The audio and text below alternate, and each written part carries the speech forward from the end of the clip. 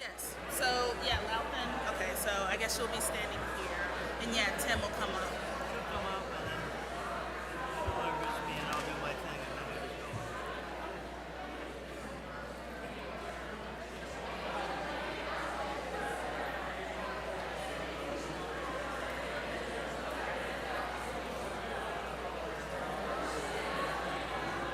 Get on the floor, floor, like it's your last chance. If you want more, more, then here I am.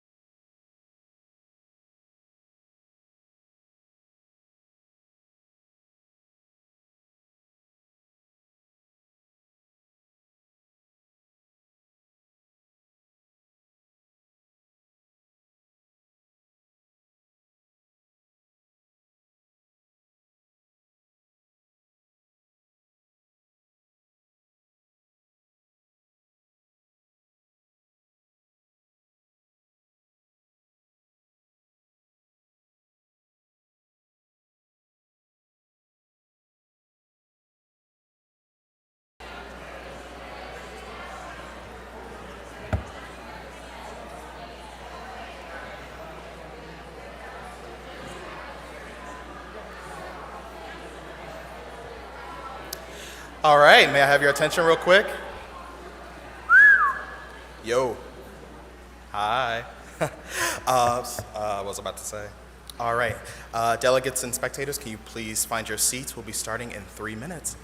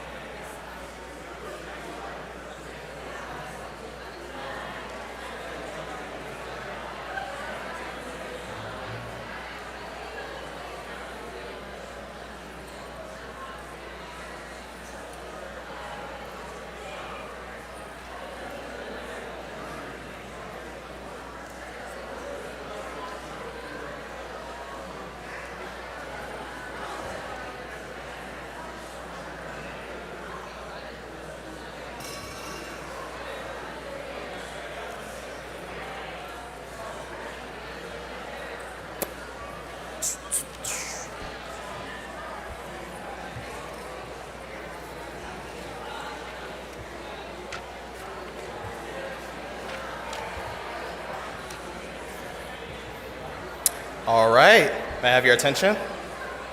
Yo. I wish I could do that whistle thing, but I don't know how to do that. Can I have your attention, please? Thank you for the shush.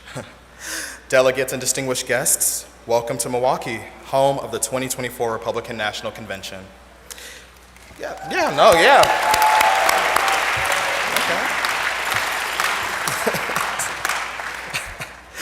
Coming to the podium is our esteemed parliamentarian, Professor William Loudon.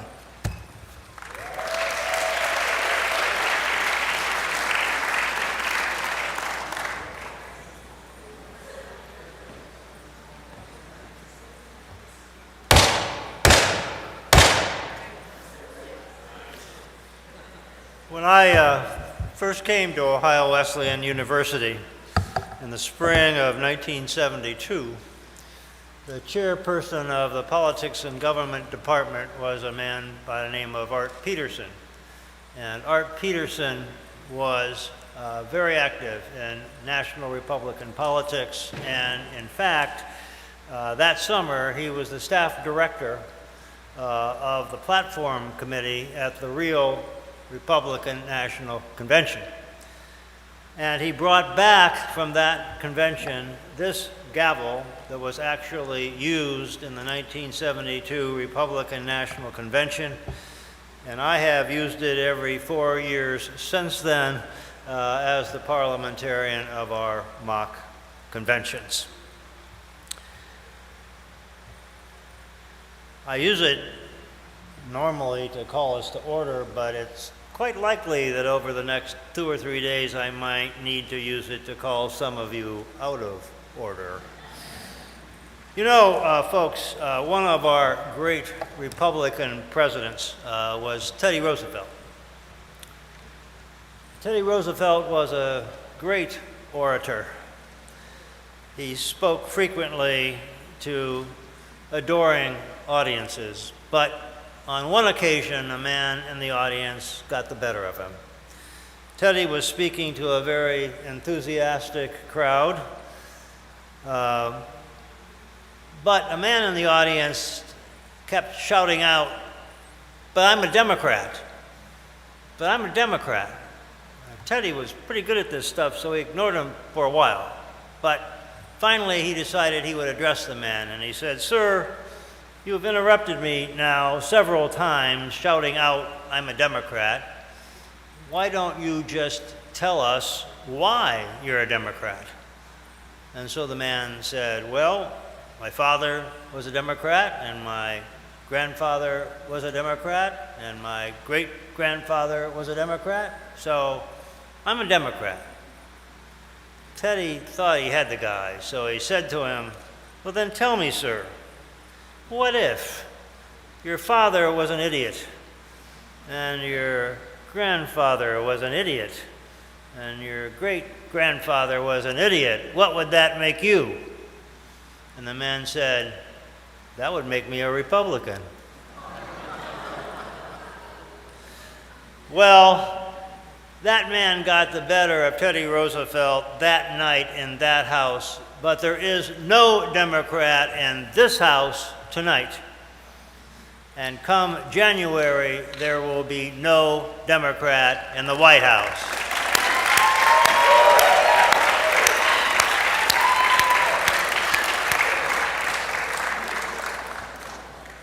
If you believe in conservative values and family values and all truly American values, then welcome to the Republican National Convention.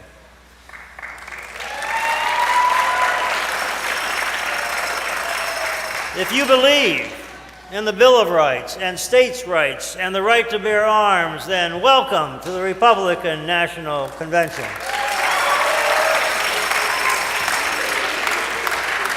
If you want liberty to flower, if you want to challenge the administrative state's power, if you want Joe Biden to cower, then welcome to the Republican National Convention.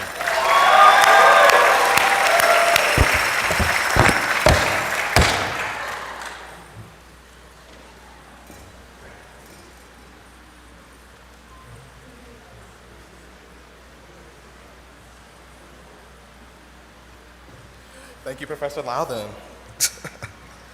Please join me in standing as Marvella sings the national anthem. Please remain standing through the Pledge of Allegiance.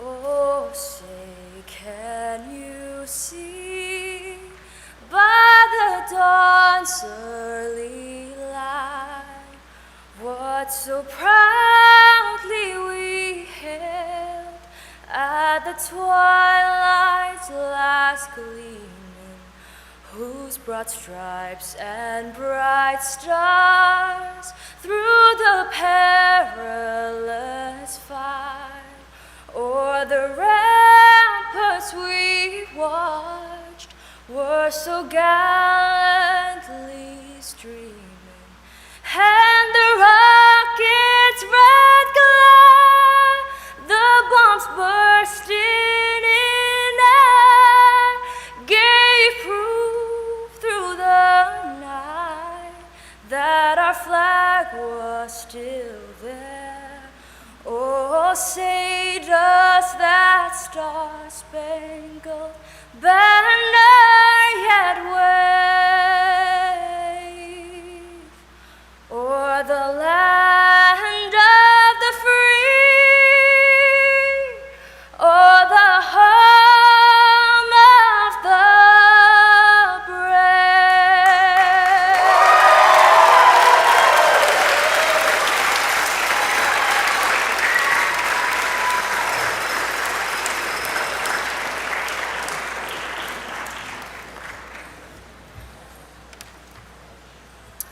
University Chaplain Dr. Chad Jones will now offer an invocation.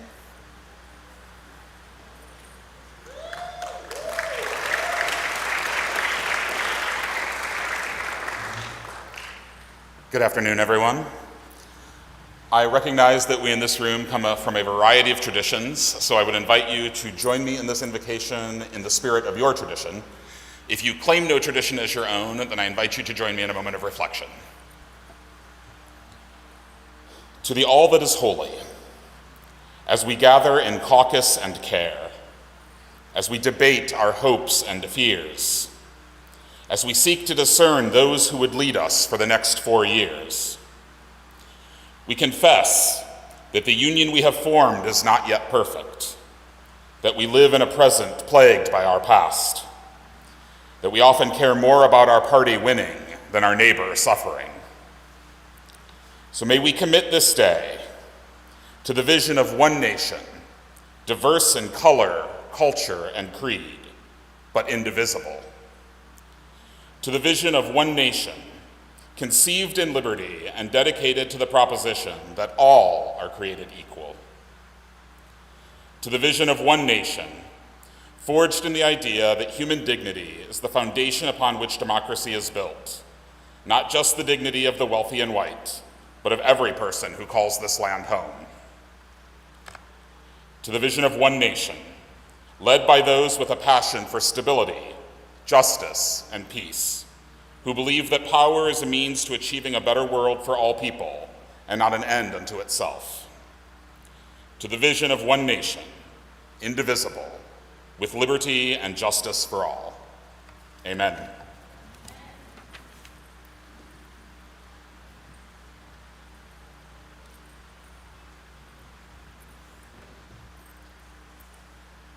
Thank you, Dr. Chad Jones. Now, please join us with Bob the Bishop reciting the Pledge of Allegiance.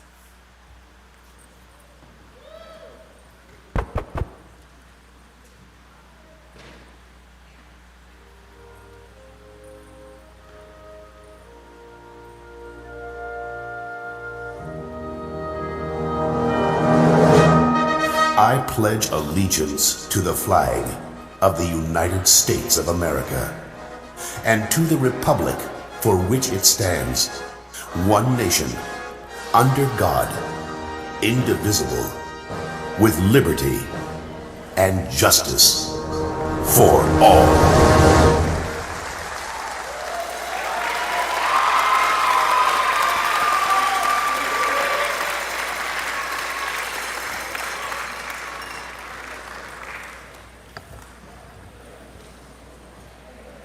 I don't think that I was the only one wondering how that was going to work. Well, good afternoon, students, faculty, staff, and honored guests. It is my privilege to welcome you to the 28th Mock Presidential Convention at Ohio Wesleyan University.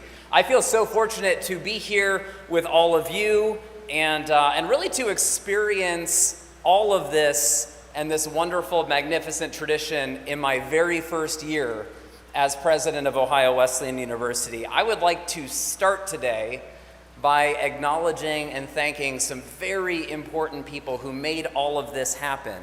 So what I'm going to do is I'm going to refer to you, and then I'd like you to stand up and remain standing. Our faculty director, Dr. Brianna Mack.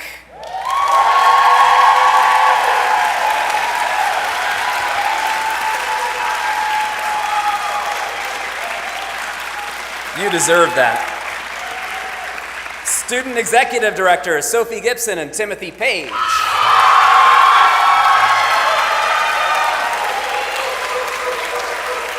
Student Leaders Catherine DeJulius and Anna Nachi. Colby Brock in the President's Office. The entire 2024 Mock Convention Executive Board. And all of this year's Mock Convention participants, all of you stand and give yourselves a rousing round of applause.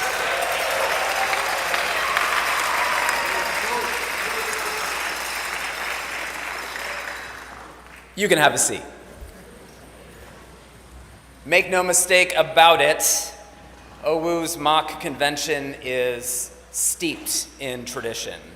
Your participation here writes a new chapter in a really lengthy history book. And I think it's essential for us to pause in moments like this and recognize the significance of our gathering, to reflect on the journey that brought all of us here, and to honor the legacy that we all inherit. Ohio Wesleyan University's Mock Convention exudes historic vibes, and over the decades, it has tended to brim with enthusiasm. It's a testament to the vibrant spirit of our community. From the humble 19th century beginnings to the present day, the Mock Convention has been a beacon of political engagement and intellectual discourse. It's been a journey filled with twists and turns, and I will tell you some pretty shocking surprises, like the time, I am told, in 1924, when we couldn't decide on a Republican nominee because we didn't know what to decide, and we ended up creating a completely new party called the Liberal Party of America. Now that's what I call thinking outside the ballot box. At 9 mock conventions, the candidate OWU chose for president was the same individual nominated by the National Convention. And we've done that same thing 3 times for the vice presidential candidate. In 1984, we made some headlines because our Democratic Mock Convention nominated the same exact slate of candidates for both the presidential and vice presidential positions, Walter Mondale for president and Geraldine Ferraro for vice president. But you know, amidst all of the effort and the laughter and the occasional chaos, there's a profound sense of purpose underlying our gathering. We're not just here to play pretend politics. We're here to sharpen our minds, to hone our leadership skills, and to prepare ourselves to be engaged citizens. And don't we need that now more than ever? As a society, we thirst for mutual understanding and civil discourse. We hunger for real leadership. We crave thoughtful solutions to our most vexing problems. So today isn't just a show. It's career development. It is life preparation. It is a chance for us to grapple with some of our nation's most pressing and complex challenges. And as if this moment were not big enough already, let me kick things up a notch or two. And I hope this fills you with pride. There are 4,000 degree-granting colleges and universities in this country. Not one of them has had a mock presidential convention for longer than Ohio Wesleyan University.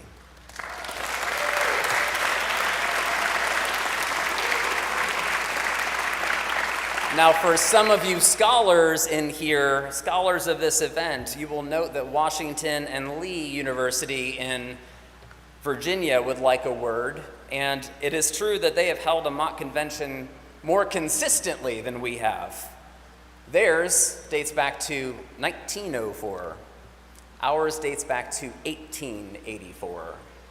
In other words, you are a part of a meaningful superlative.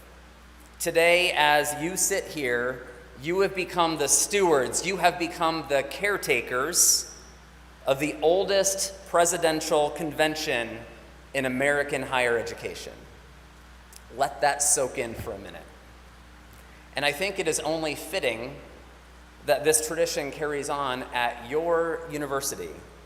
We are an institution of cultural and historic significance. We have a tradition of producing national leaders on some of the most controversial issues of our times. Our faculty and staff supported the Underground Railroad, and one of the most traveled corridors ran right through the city of Delaware, not too far from our campus. And I would submit to you, where else on our campus but Gray Chapel could this event be so appropriate? It was in this very room that some of the nation's most powerful and influential social and political change agents helped influence the sentiments of an entire nation. Towering figures like Teddy Roosevelt, Eleanor Roosevelt, Margaret Mead, Booker T. Washington, John Lewis, William McKinley, Gerald Ford, Wilma Rudolph, and so many others spoke on this stage. But even as we soak in this moment and honor our rich heritage, we will not rest on our laurels. As one of your executive directors, Sophie Gibson, noted in the pre-event publicity, this is a once-in-a-college career event. And in the words of your other executive director, Timothy Page, your participation in the mock convention is more than simply the event itself. It provides the groundwork for your position as engaged and responsible participants in our democracy.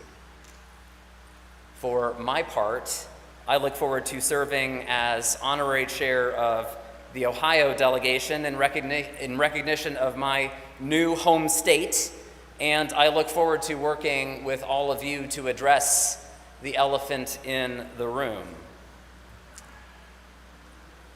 This is your moment. Now is your time. You hold the keys to the oldest mock presidential convention in American higher education. So on this momentous occasion, let us not just remember history. Let us not just celebrate history. Let us make history.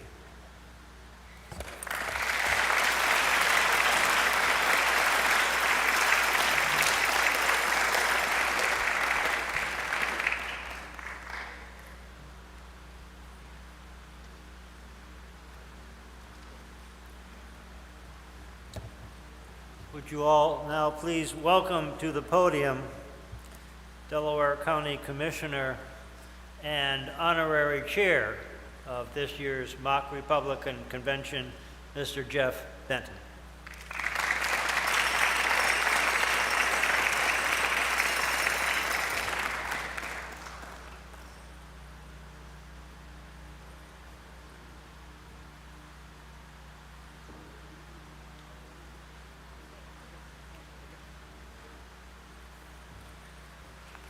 Okay, we're gonna open this.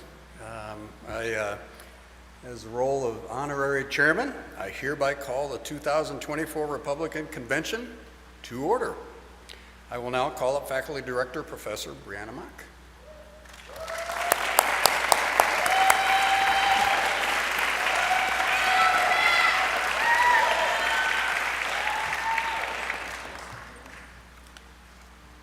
Good afternoon. I am Dr. Mack, Assistant Professor of Politics and Government here at OWU, as well as the Faculty Director of Mock Convention 2024. The Exec Board and I have worked very hard to put together this event, and I want to remind everyone here that Mock Convention is an educational simulation of a national party's nominating convention.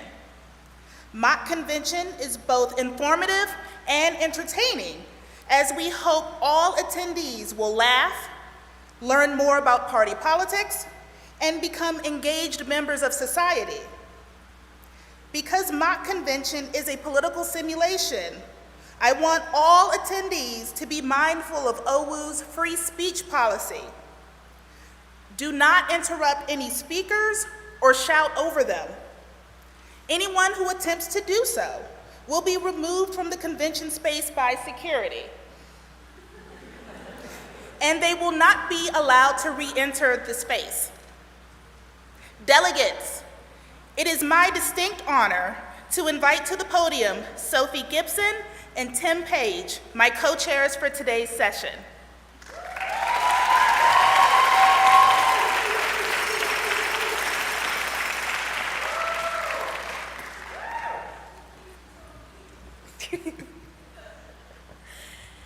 Thank you, Dr. Mack and Chairman Benton. We would like to take a moment of personal privilege to sincerely and truly thank our executive committee and all who helped plan the 2024 Republican Mock Convention. Would all committee members please stand to be recognized? You know who you are. Yeah, come on.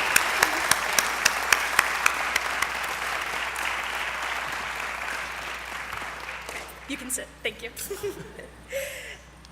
Mock Convention is just one part of Ohio Wesleyan's longstanding commitment to public affairs. The Arneson Institute for Practical Politics and Public Affairs was founded in 1947 by Professor Ben Arneson, who had a 36-year career at Ohio Wesleyan University. His vision was summarized in a pledge that all of his students signed, which reads, "With a view to serving the public interest and regardless of the nature of my future vocation, I pledge that upon leaving college, I will devote a portion of my time to active and definite participation in public affairs." And although students today no longer sign pledge cards, the spirit of civic engagement clearly lives in our student body. By participating in Mock Convention, you too have demonstrated an active and definite participation in public affairs. And we are so honored to continue the legacy of these great people. We have worked very, very, very hard, and so have you. So let us come together in the spirit of public engagement and civic service, and hopefully a rousing debate about politics. Welcome to the 2024 Mock Convention.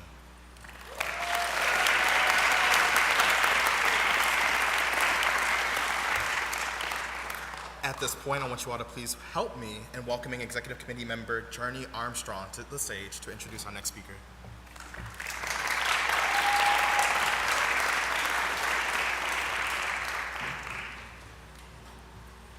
Ladies and gentlemen, it is my privilege to introduce you, Caitlin Frazier, a dedicated member of our Delaware community. Since 2011, Caitlin has been called Delaware her home. And in that time, she has exemplified a true commitment to service and community involvement. With over 15 years of professional experience in human resources, both in the public and private sectors, Caitlin brings a wealth of knowledge and expertise to her role. Her passion for supporting regional workforce development initiatives is evident, particularly in her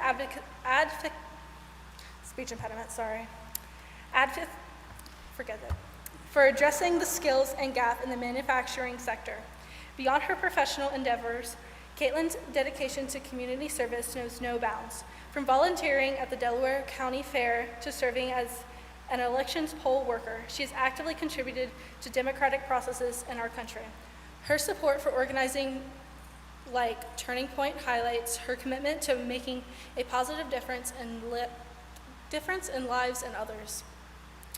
As a working mother, Caitlin understands firsthand the importance of ensuring the success and well-being of Delaware's residents. She believes it is fostering an inclusive and collaborative environment where every voice is heard and valued. In her role as a City Council member at large, Caitlin has set her forth ambitious goals aimed at securing fiscal sustainability, enhancing infrastructure and promoting economic growth, particularly in the Southwest focus area. Her dedication to addressing the shared issues that impact all residents underscores her unwavering commitment to serving the community. Distinguished guests, please join me in welcoming our Councilwoman at Large, Caitlin Frazier.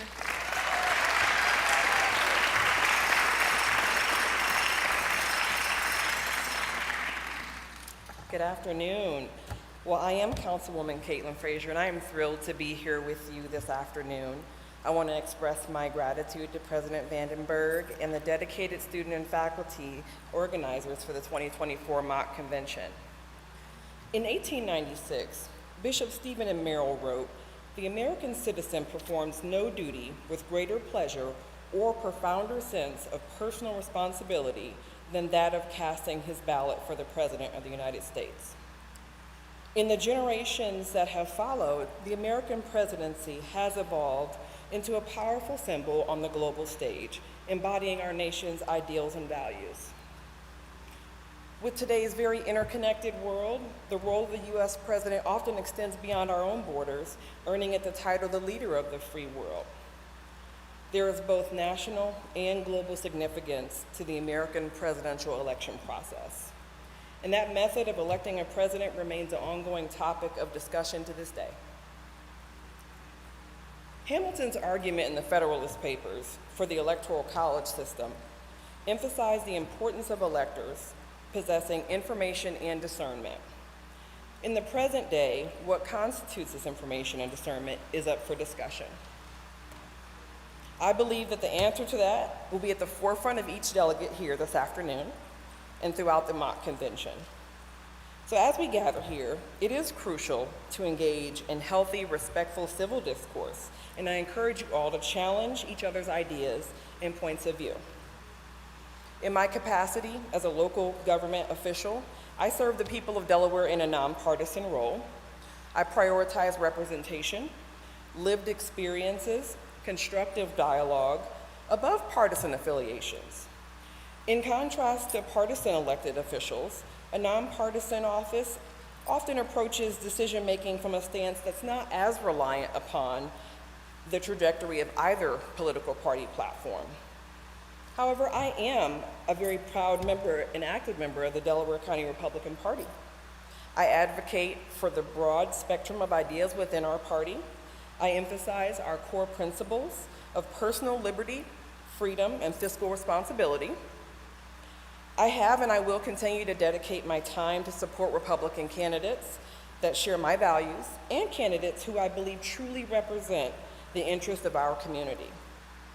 And let me tell you, the political landscape, it is not as rigid as we sometimes make it out to be. In fact, I believe each major party is incredibly dynamic. Just think about this. How could a nation as diverse as ours thrive on limited voices of just a few? So when we talk about parties, let's not forget that there is an entire spectrum of ideas within them. My experience as a member of the Republican Party is that there are a variety of different beliefs and perspectives. And the same is true for our friends on the Democratic side of the aisle. Diversity of thought is what makes us strong. So here's what I see for the future of the Republican Party.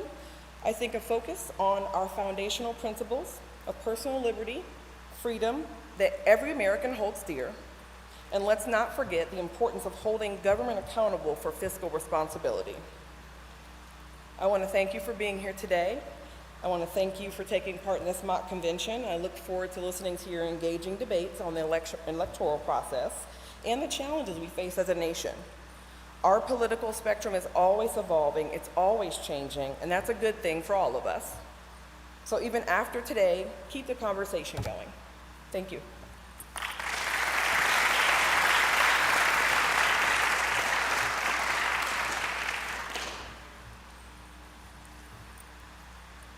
It is my honor to introduce to you State Representative Brian Lorenz, who is currently serving his first term in the Ohio House of Representatives.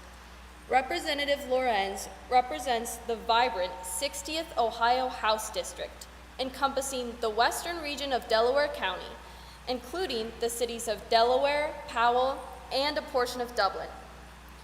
Brian Lorenz's journey in public service began long before his election to the State House. A native of Mansfield, Ohio, Brian's commitment to his community is deeply rooted in his upbringing and values. After graduating from the University of Toledo with a bachelor's degree in geography and urban planning, he continued his academic pursuits at The Ohio State University, earning a master's degree in city and regional planning. Brian's dedication to public service is exemplified not only through his role as a state representative, but also through his extensive involvement in local governance. Prior to his current position, Brian served as mayor of Powell and has been a dedicated member of Powell City Council. His experience in city planning and development, coupled with his leadership roles, reflects his steadfast commitment to improving the lives of those he serves. Beyond his professional duties, Brian remains deeply engaged in his community. As a parishioner of St. Mary's Catholic Church in Delaware, he actively participates in community initiatives and is a proud member of the Knights of Columbus. Additionally, Brian volunteers his time at the YMCA and is a member of the Ohio Farm Bureau and Ohio Right to Life. Brian's devotion to his family is evident in every aspect of his life. Along with his wife, Sue, Brian is the proud parent of 4 children, including triplet girls. Their family resides in Powell, where they are actively involved in community events and organizations. Representative Brian Lorenz's leadership, dedication, and unwavering commitment to the people of Ohio make him an invaluable asset to our state. Please join me in welcoming State Representative Brian Lorenz.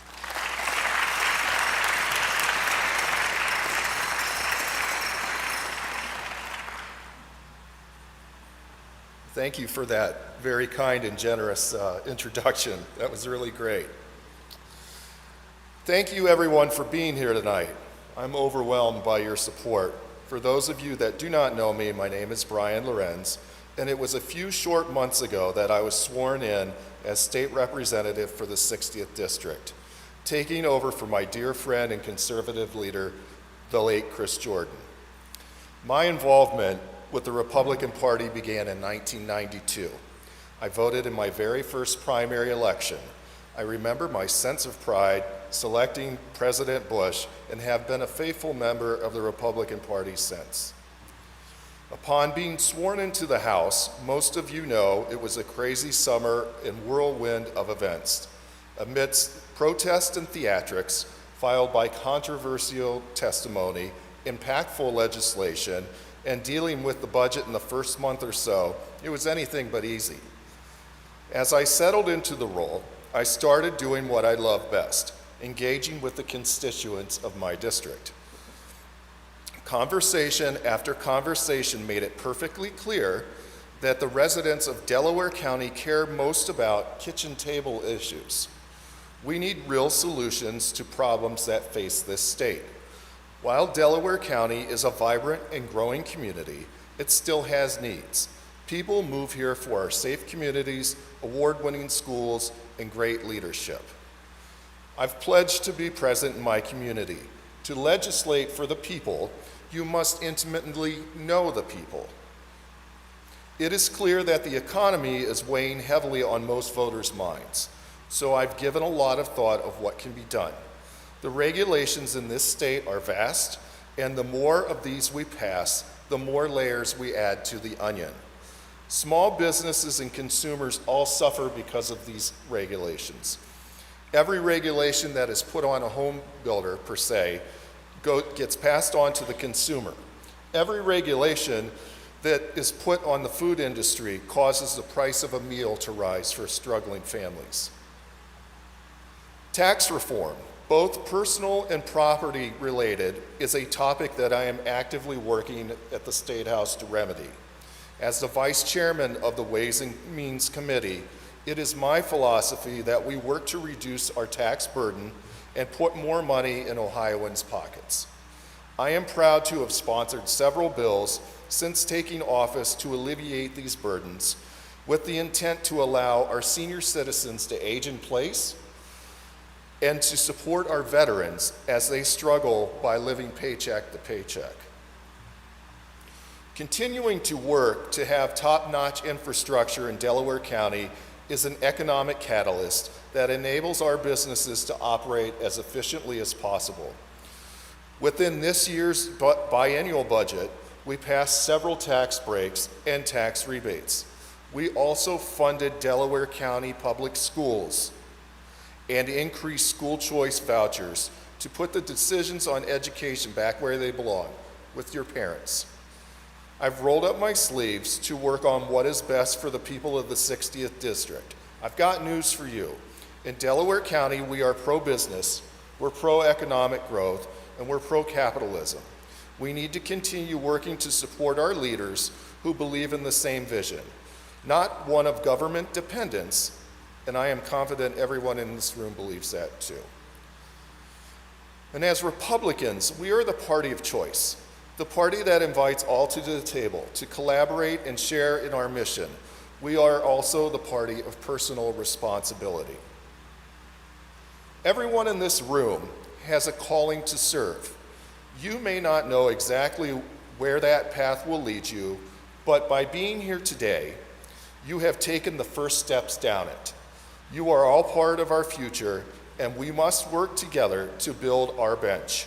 Each one of us has an explicit responsibility to mentor and grow others in the principles of limited government, free markets, and conservatism.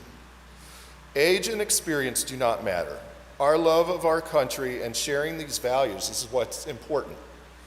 We all have a responsibility to defend our Constitution and our freedoms. As you participate in this exercise, ask yourself, what can I do to improve our nation? Our work must be done incrementally and strategically if we are to prosper as a party. There are many opportunities to contribute to our party, and no effort is too small. Being here in Delaware, I would encourage you to participate at our County Central Committee events. Maybe volunteer to work a shift at First Friday, or help out at our fair booth. Help a candidate by attending a door-to-door event and engage with local voters. Work with the party to distribute signs for a candidate or chase absentee ballots. Another great way to get involved is by serving on a board or a commission, whether it's here in Delaware or in your hometown. Here you can learn the importance of parliamentary procedure and how to build consensus with your peers to reach the best outcomes for your community. These are excellent ways to get involved, to meet other like-minded individuals, and to make a difference. The grassroots efforts that we employ will carry our party over the finish line. And for the love of God, vote.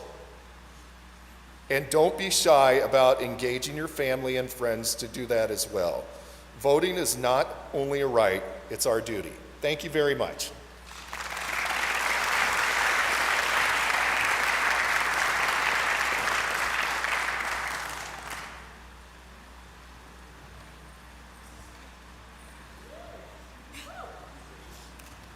It is with great pride that we welcome back to Ohio Wesleyan University one of our distinguished alumni, Michael T. Vanderveen. A formidable force in the legal arena, Mr. Vanderveen has carved out a remarkable career marked by a relentless pursuit of justice and a steadfast commitment to his clients. Born with a passion for the law, Mr. Vanderveen embarked on his journey toward becoming a trial lawyer at an early age. After graduating from Co-8 Rosemary Hall in 1981, he pursued his undergraduate studies right here at Ohio Wesleyan University, where he earned a Bachelor of Arts degree in political science in 1985. His thirst for knowledge and dedication to his craft led him to obtain his Juris Doctor degree from Quinnipiac School of Law in 1988, followed by a Master of Laws in Trial Advocacy with highest honors from Temple University School of Law in 1995.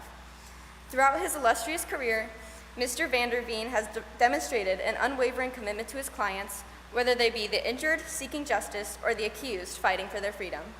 His record speaks for itself, with numerous multi-million-dollar verdicts and settlements in both civil and criminal cases. Notably, Mr. Vanderveen has defended clients in high-profile criminal trials, including his recent defense of former President Donald Trump in his second impeachment trial. Beyond his professional accomplishments, Mr. Vanderveen is deeply involved in his community, tirelessly giving back and supporting charitable causes. His dedication to serving others extends beyond the courtroom, as evidenced by his leadership roles in various organizations and his active participation in community events. Please join me in welcoming back to Ohio Wesleyan University, Michael T. Vanderveen.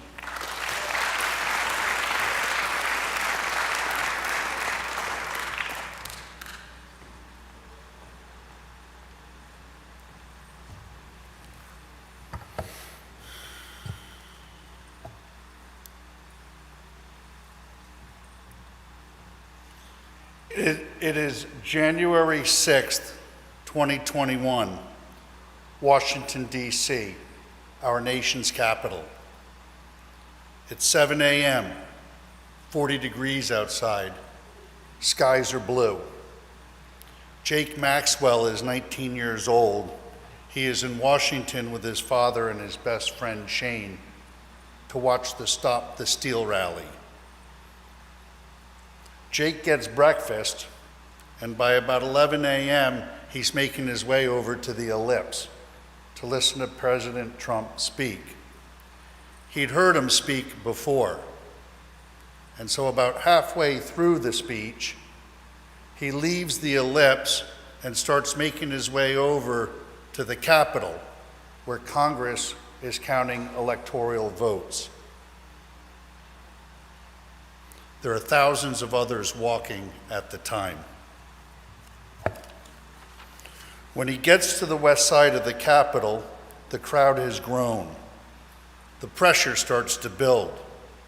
The crowd is singing songs, chanting, USA, USA, USA.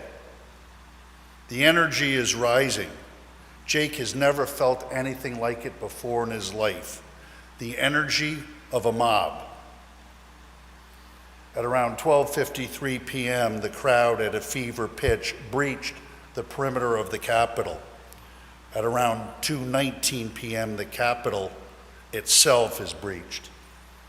Jake doesn't go inside, but he will later be arrested and indicted and tried for crimes that he did not commit. I will represent him, and I will have him acquitted of the most serious charges. At 11 p.m. on January 6th, 2021, Congressman Jamie Raskin is sitting in his office drafting an article of impeachment against the president. Good afternoon, folks. As they said, my name is Michael Vanderveen, Ohio Wesleyan, class of 1985.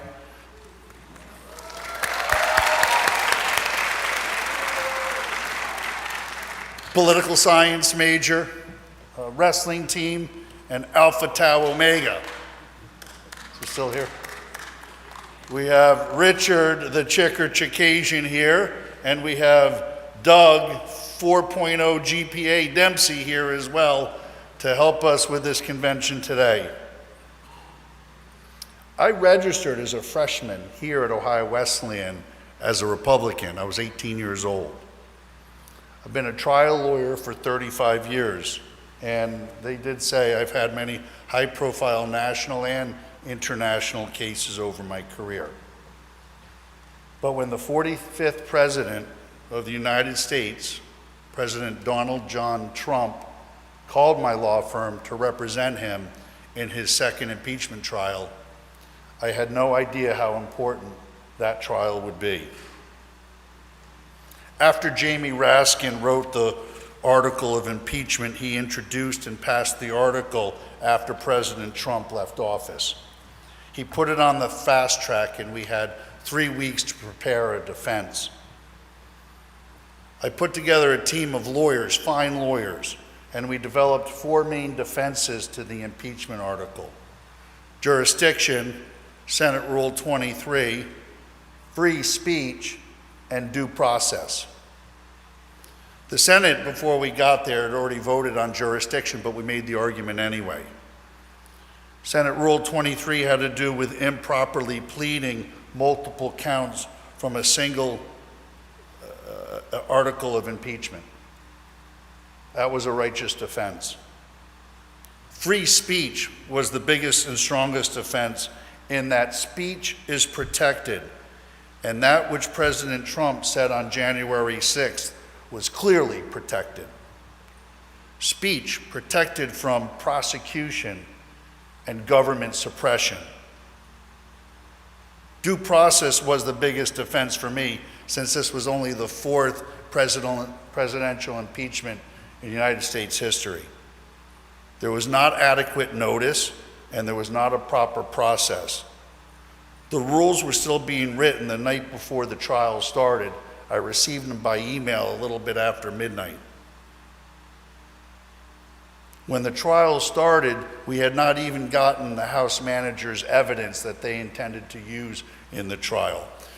When you sit in the well of the Senate, you're not allowed to have any electronic devices. So you can't send emails and you can't receive emails. 3 hours into that trial, the House managers started emailing us their evidence, knowing we weren't going to get it until the end of the day.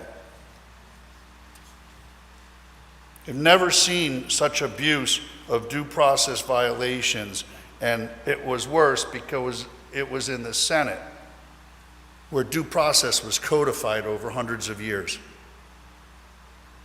Obviously, we won, and it was an amazing experience trying a case in the U.S. Senate before the whole world. But as important to holding up constitutional principles during the impeachment trial was, so was the trial of 19-year-old Jake Maxwell for being in Washington, D.C. on January 6th.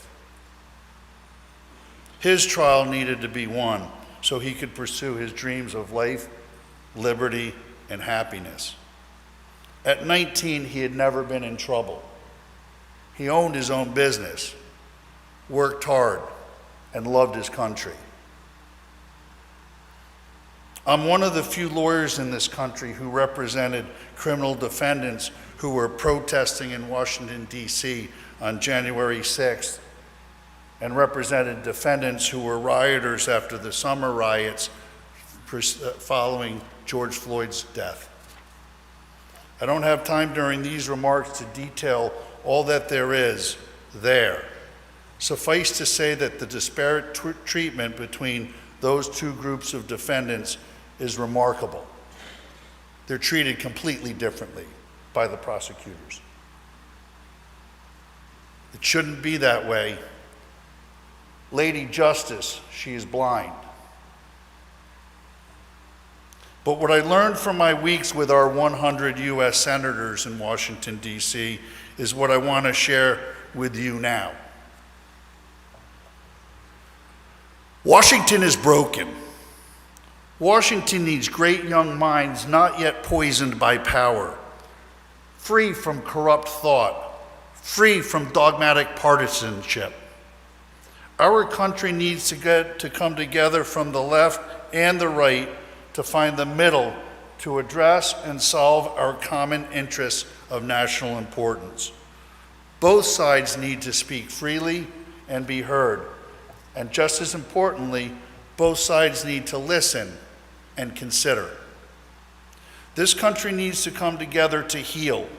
In defending the Constitution before the Senate, I and the rest of President Trump's legal team helped strengthen the foundational document of our country so that healing can continue. Criticism and the loss of civility have gone too far.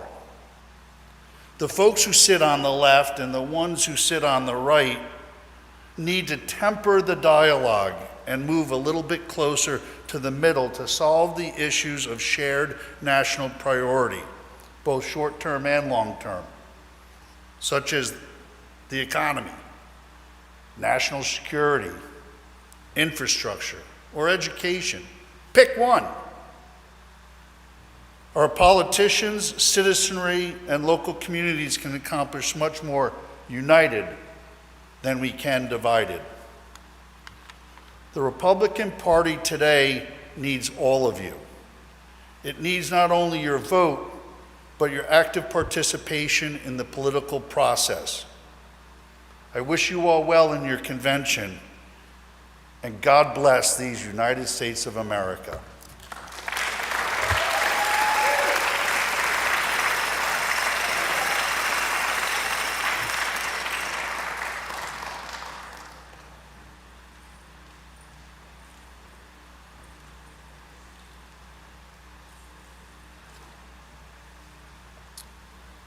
It is time now to draw our attention to the report of the Committee on Rules and Credentials. And so I would like to invite to the podium to present the report of the Committee on Rules and Credentials, the co-chairs, Haley Sanders and Elizabeth Gengwer. Oh, that wasn't on here. That wasn't on my program. My program that comes next. That's fine. That's fine.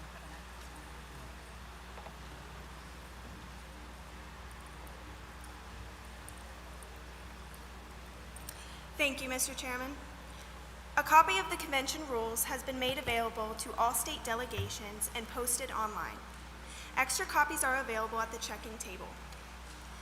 First and foremost, it is our job to ensure that Gray Chapel remains clean and respected. Therefore, no food or drink will be allowed within Gray Chapel at any time. Similarly, the use of confetti or silly string is strictly prohibited. Your credentials must be worn at all times. Security may remove anyone who is not properly credentialed. Mock convention rules are based on Robert's Rules of Order. Any delegate or state chair may speak as long as they are recognized by the convention chair. During the debating process, a delegate may only speak once and for no longer than 2 minutes in order to ensure everyone has the chance to participate. The convention chair will decide when discussion over a question is done, and he will call for a vote. Roll call will be called in alphabetical order. Each state chair or representative will proceed to a microphone and voice their state's vote. Once voting is complete, all debate on that topic will cease, and the convention chair will move on to the next topic of the discussion. All delegates have been certified and properly credentialed. Therefore, I ask for a motion to adopt the Rules and Credentials report.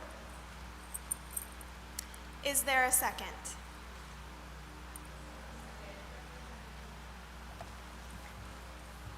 The motion to accept the Rules and Credential Committee report is now open for discussion. Anyone wanting to speak to the report should move to one of the microphones and be recognized.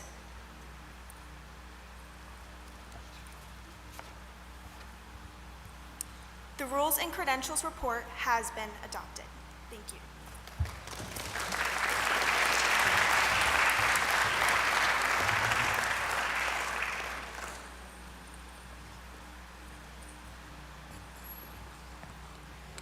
Here we go. In the realm of Delaware County leadership, one name shines brightly, Commissioner Jeff Benton. With a vision as expansive as the county's rolling landscapes, Commissioner Benton has dedicated himself to sculpting Delaware County into a beacon of prosperity and community well-being. From pioneering long-term economic development plans, such as orchestrating the transformational Berlin Business Park initiative, Commissioner Benton's fingerprints are etched into the corners of Delaware County's progress. His leadership has not only streamlined county operations, but has also positioned Delaware County as a magnet for innovation and enterprise. But Commissioner Benton's contributions extend far beyond his illustrious career. A seasoned business executive with over 3 decades of experience, he brings a wealth of knowledge to the table.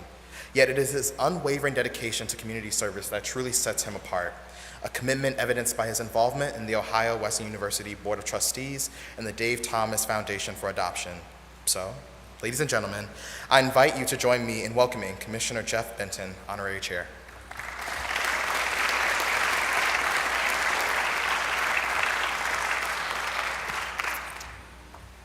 Well, good afternoon, delegates of the Ohio Wesleyan University Mock Convention of 2024. As you indicated, I'm Jeff Benton, and I've had the honor of serving as a Delaware County Commissioner since 2015. I also had the privilege to serve as a member of the Ohio Wesleyan University Board of Trustees for 9 years, and I'm very grateful today for the opportunity to participate once again in the Mock Convention, which is truly one of Ohio Wesleyan's great traditions. I participated in the 2016 convention, and I don't know, so I'm sure some of you were there, but we had a rather unorthodox selection of president and vice president nominees. The president nominee was fairly conventional. It was John Kasich, who is a Delaware County resident. But the vice president nominee was John Cena, the wrestler and actor. So we had fun with it. We got some serious things done and some fun things done. So that was neat. I hope you're grateful as well to be here today. The more you can do to educate yourselves about this great nation's political processes, the more I hope you can appreciate what a precious gift democracy is and how hard we must all work to preserve it. We live in times when it may feel like our political system has become a zero-sum game. Winner takes all, but that, as we all surely know, is not what the founders of our country intended. There is, and always has been, a profound and fundamental need for civility, respect, and compromise in how we govern ourselves. But in times like these in 2024, it can often seem like we're trapped beneath a volley of loud and damaging personal attacks waged by extremists on either side of the political spectrum. They aren't listening to each other or to anyone else. They aren't even necessarily focused on the actual issues that need to be addressed. We find ourselves in the arena where it's more about winning and losing than about the lives being impacted by those in a position to govern. But I would argue the majority of the people in this country, and by majority I don't mean just 50% plus one, I mean a solid majority of people are not members of either extreme. We are good people with good intentions who want the best for the communities in which we live. And that truly is what I found government at the local level to be directed at. We live, work, raise our families, and play here in this community. And the decisions that we have to make as voters and as elected officials impact this local community. We drive on the roads that our tax dollars build. We go to the schools that our levies and bond issues fund. We visit the parks that belong to everyone. We rely on the protection of firefighters, paramedics, and peace officers, and it's up to the voters and officials to make sure we have access to those important services. Local government is about realities of day-to-day life. It is, by its very nature, nonpartisan. A paramedic doesn't ask the car crash victim whose life she is saving whether they are a D or an R. Our regional sewer district doesn't refuse to provide service to your house based on how you voted in the last election. Our 911 center doesn't ask for proof of voter registration when you call for help. I would argue that throughout the course of your entire life, what happens at the local government level will, God willing, have more of an impact on your life than any of the decisions and discourse happening at the state, federal, and international level.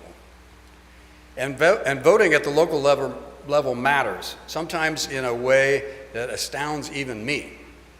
I like to cite the example of a $31 million bond issue that was on the ballot for a school district here in Delaware County in 2015. If approved, it would build new schools for the Buckeye Valley Local School District, a mostly rural district whose population was growing. Some of the school buildings in that district were over 100 years old, if you can believe it. They were in dire need of replacement. So, the night of the election that November, the results came back in an incredible tie. 3,312 votes in favor of the bond issue and 3,312 votes opposing the bond issue. According to state law, a tie would have to be considered a loss. But there was more drama to come. The district had an overlapping precinct in Union County just to the west of Delaware County. In preparing for a recount of the results, which is required when the difference between votes for and against is equal to less than 0.5%, the Union County Board of Elections found a discrepancy in their precinct's results. 2 of the 5 voters there who had cast votes were found to be residents of a different school district and had inadvertently been given the wrong ballot. So their votes were removed from the Buckeye Valley bond issue tally. The final result, 3,312 votes for, 3,310 votes against. The issue passed and those school buildings got built. It may be a cliche to say that every vote counts, but I hope if you are ever faced with the decision of whether or not to vote, you will remember this story, educate yourself on all candidates and all issues that will be on your ballot, and go vote. I'll close with a nod to the history of the Republican Party nationally and here in Ohio. The party was founded in 1854 to fight the scourge of slavery in this country. 6 years later, they nominated a former U.S. congressman from Illinois named Abraham Lincoln as its candidate for U.S. president. Ohio has itself been the birthplace of 7 U.S. presidents, the most of any state, all of them were Republicans.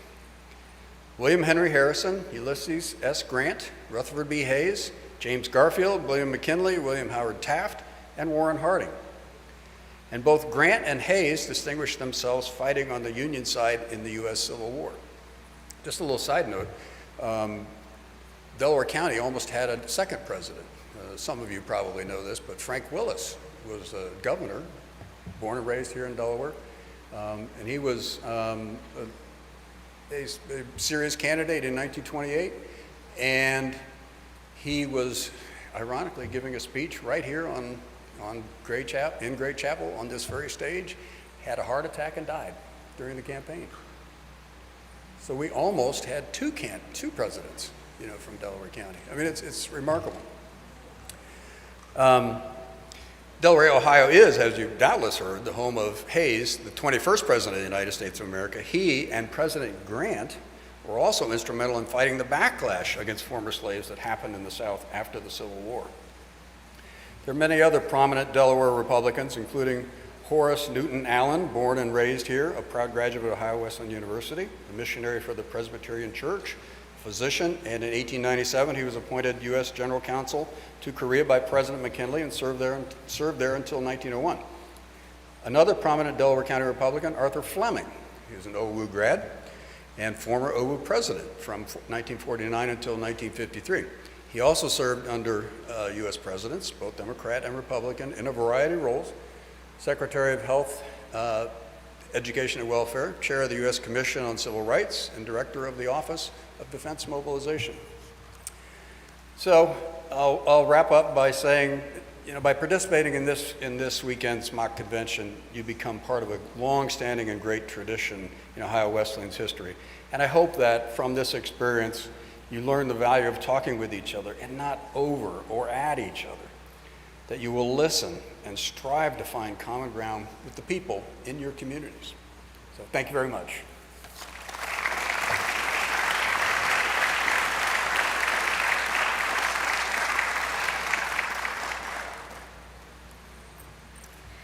Okay, we have one more item of business before we head to the Bennis rooms for dinner, so thank you for sticking with us so far.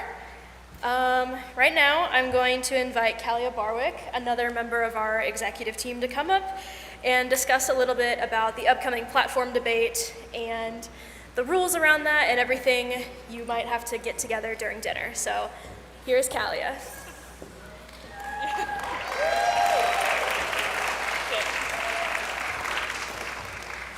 Hello everyone, my name is Kalia Barwick. I'm a senior here at Ohio Wesleyan, and I had the privilege of serving as a member of the executive committee.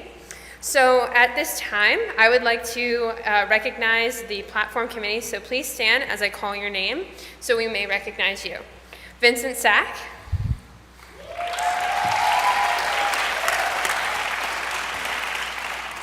Matthew Higgins.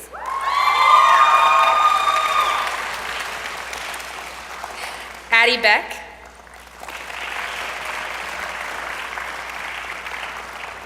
And Timothy Page.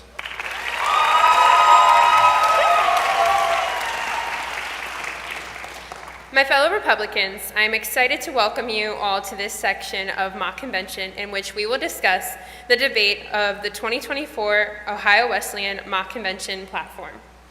I want to preface this with an understanding that the past 4 years have been challenging for many of us and the spirit of civic engagement. I encourage each of you to approach the platform and any amendments thinking not of your own interests, but of how it may better the lives of others.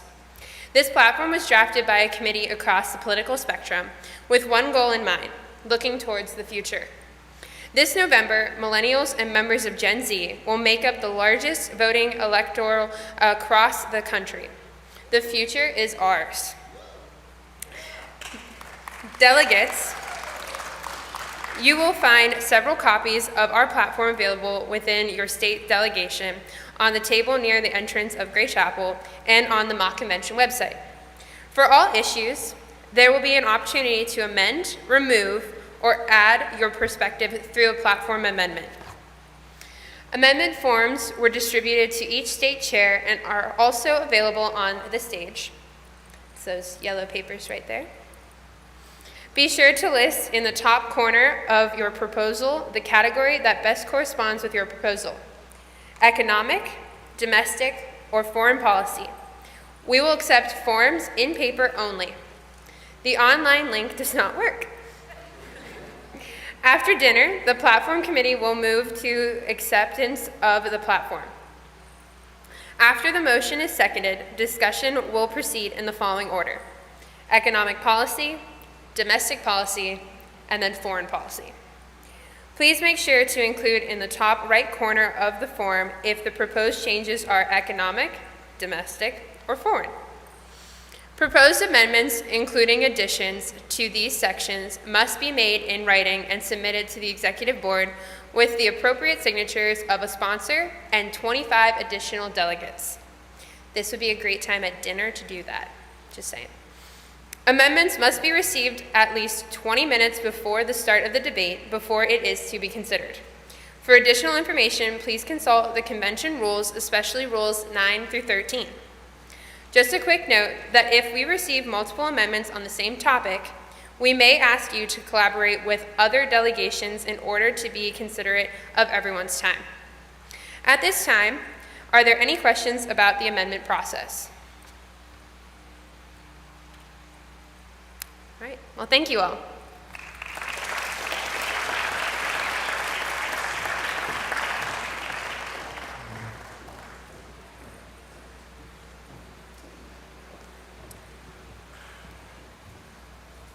Okay, so I promise I will get y'all out of here. We will now proceed to the Bennett's Rooms for dinner. Please note that immediately following dinner, we will begin the platform debate. And please make sure that you are back in your seats promptly at 7 so that we can proceed. The convention now stands in recess.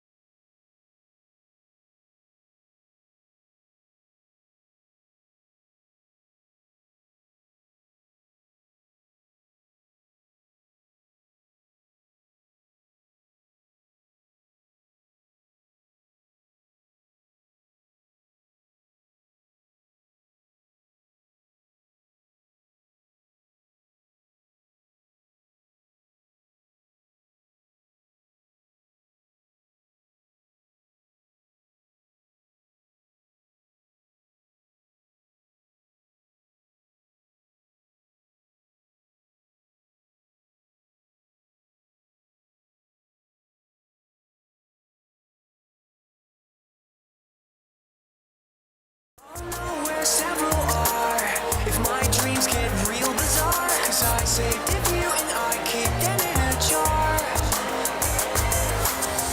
I like to make myself believe that planet Earth turns slowly. It's hard to say that I'd rather stay awake when I'm asleep, 'cause everything is never as it seems.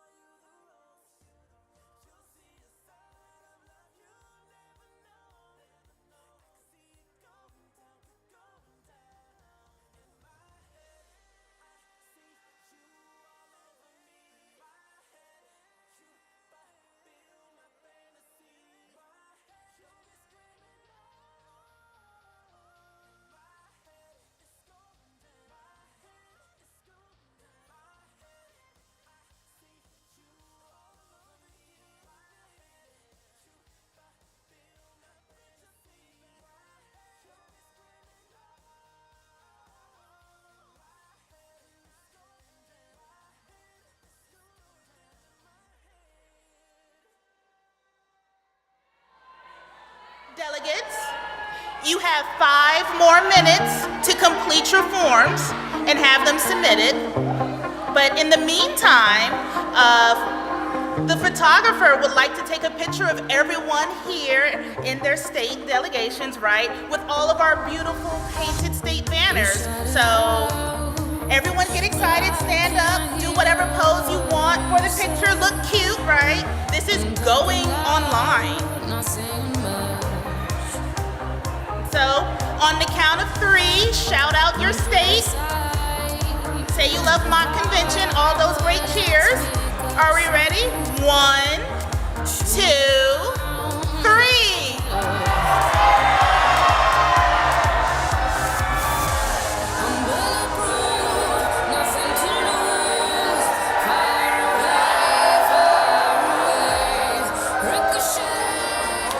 Thank you.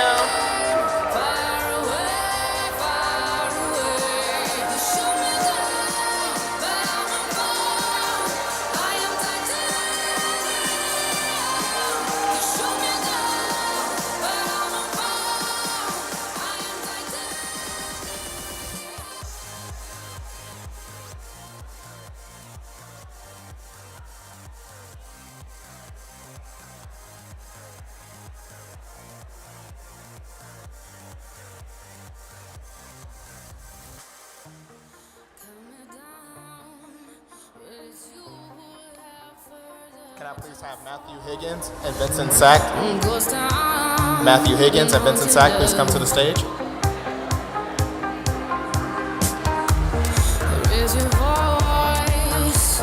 Sticks and stones may break my bones. Talking loud, not saying much. I'm bulletproof, nothing to lose. Far away, far away. Ricochet, you take your aim.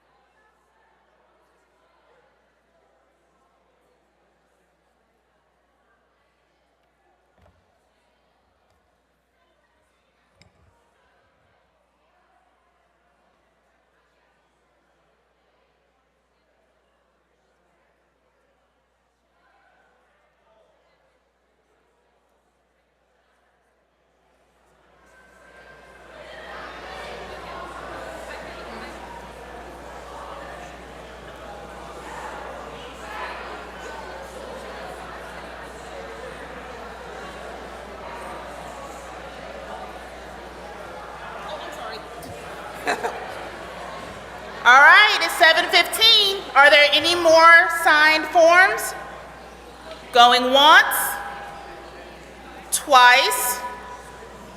We will no longer accept any signed proposals. Woo.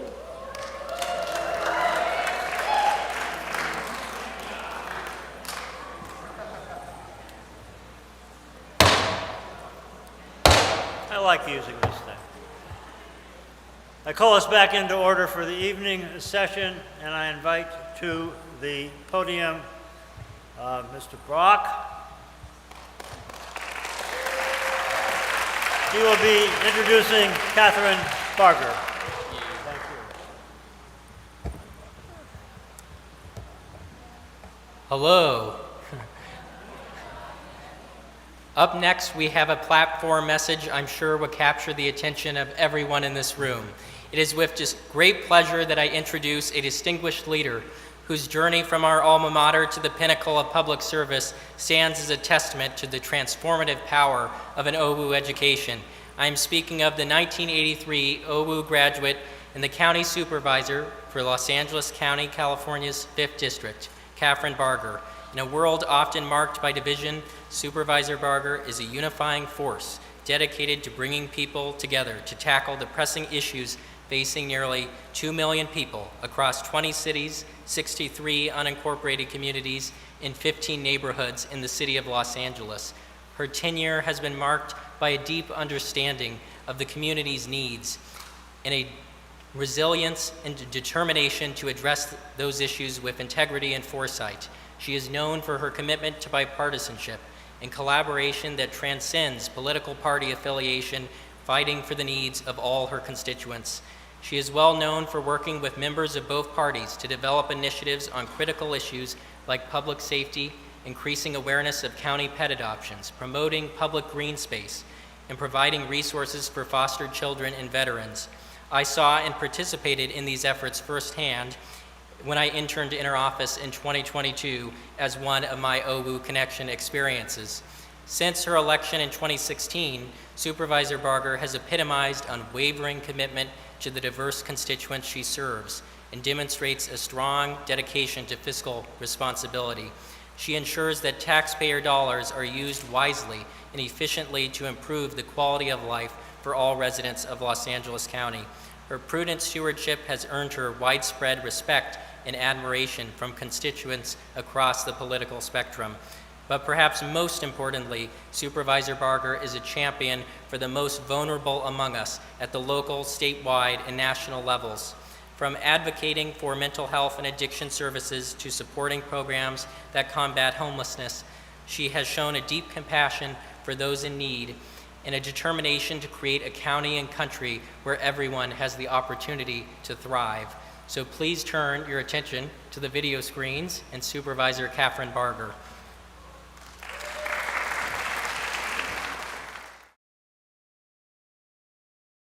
Hi everyone, I'm Los Angeles County Supervisor Catherine Barger.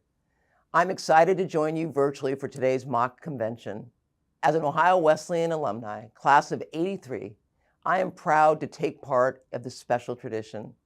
I think back on my time here fondly. The classes I took, the friends I made, and the formative years spent in college impacted me in my life and career.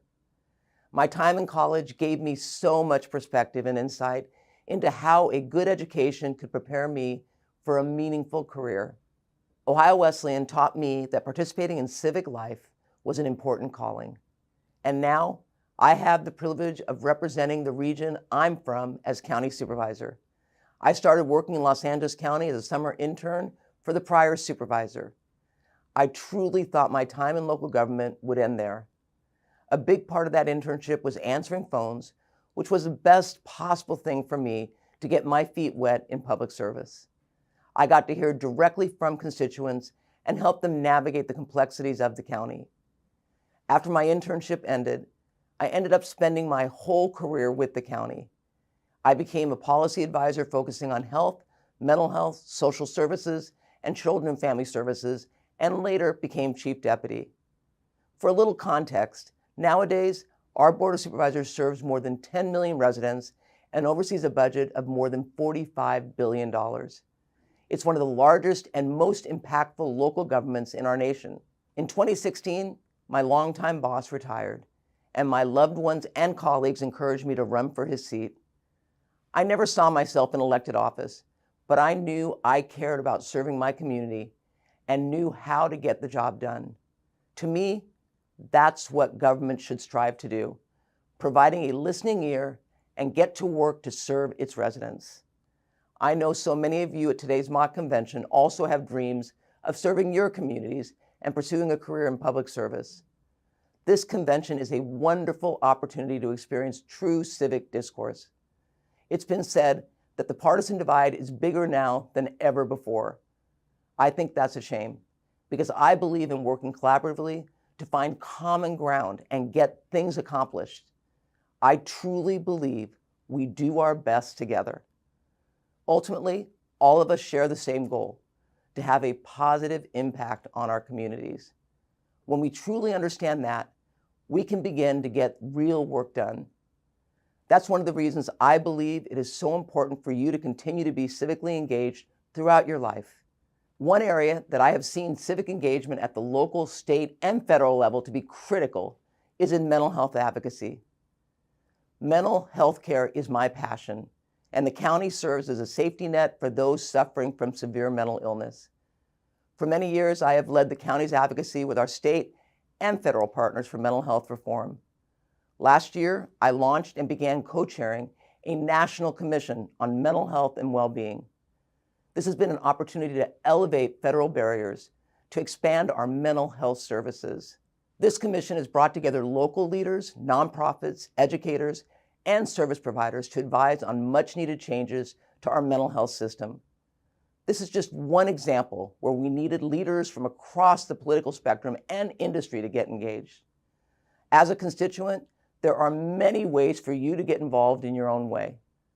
While you're still a student, I encourage you to pursue mentorships and internships that help you get firsthand experience in public service. I especially recommend getting involved at the local level. That's where so much work gets done that impacts the daily lives of our communities.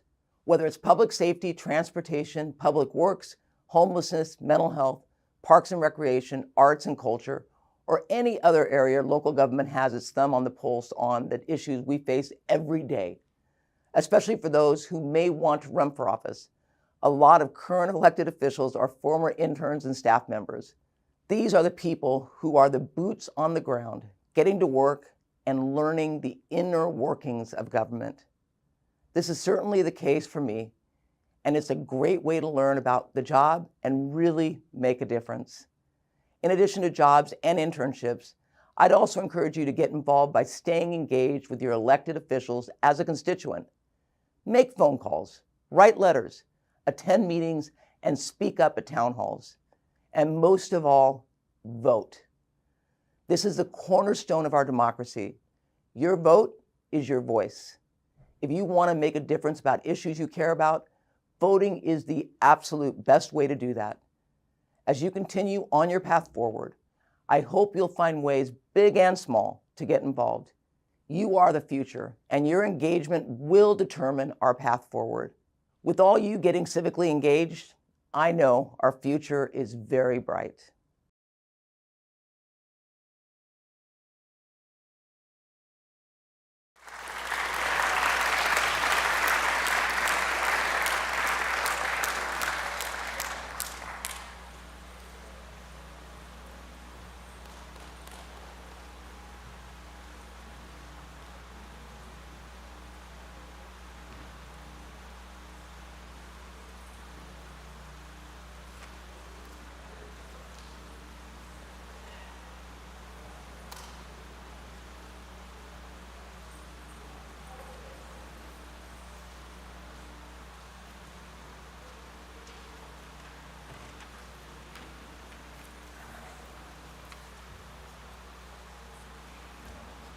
Well, it's time to start the debate on the platform, and I want to bring to the podium Vincent Sachs and Matthew Higgins to moderate the policy debate.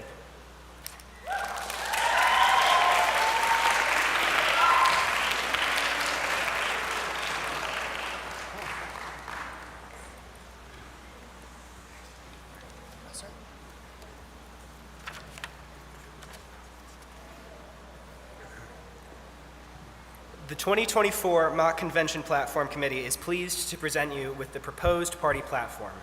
The floor is now open for proposed amendments and debates. Please understand that those who will be debating will have 90 seconds to present their amendment argument, and those who will be debating against will also have 90 seconds. We will start with economic policy. The state of Pennsylvania has submitted amendments related to this section. We will now recognize a delegate from Pennsylvania to speak in favor of this amendment. The amendment's name is Democrat Relocation.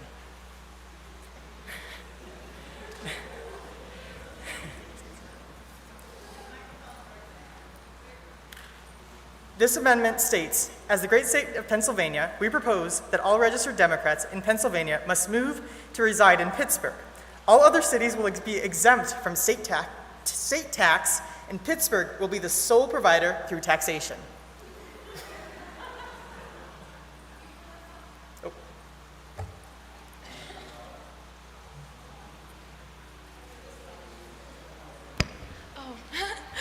We feel as though the Democrats love taxes, so why don't we put them in one place and just tax that one place?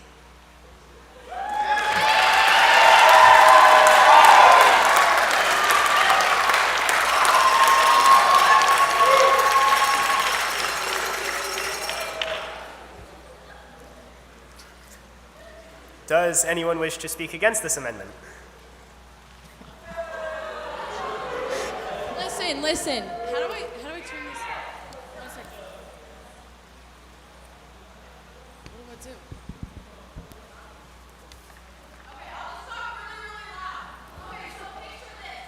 Picture a fully democratic liberal city. Think of the indoctrination. Think of all the books they're gonna have. Think about all the books. We cannot allow the children of this beautiful nation to be forced to live. I don't care. It doesn't matter. Just think of all the kids that we could get to rally behind this beautiful Republican cause that are going to be completely indoctrinated with these ideas about like equal rights and like liberty and education and a government that allows the people to speak for themselves. Like, no, we cannot subject our children to this, even if they may be from Democratic families. So that's why I don't support. We need to make sure we have Republican strongholds in every city and every state across the nation.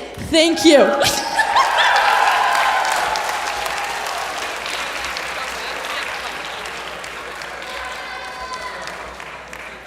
Other arguments for this amendment?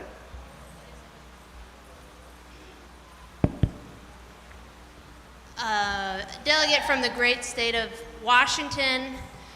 I don't know about any of you, but personally, I'd really prefer if the Democrats stayed in their own area. Have you ever go out to eat with the Democrat? They're like, is it vegan? I can't eat this. They're kids. They've got to have the wooden toys, and they're watching. They're praying to Nancy Pelosi, and I get it away from me personally. They can pay. Marry your taxes, okay? Get it away from me. Keep putting together. Not my problem. Yeah, sorry for those kids. I mean, maybe they leave, but I don't want my kids around. I don't have any kids, but I don't want my possible kids around it. But get it away.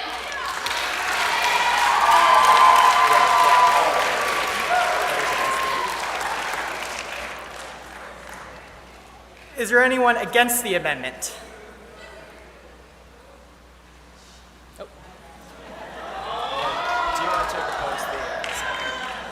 I respectfully disagree with my colleague from Washington over there. I mean, she may know a little bit about Democrats because she comes from a state with a lot of them, so I don't know how well I would just point out that both she and my colleagues from Pennsylvania lost the Republican, did not vote for Donald Trump in the last election. So I don't know how seriously we should be taking all of their ideas. Also, I'll leave it with that.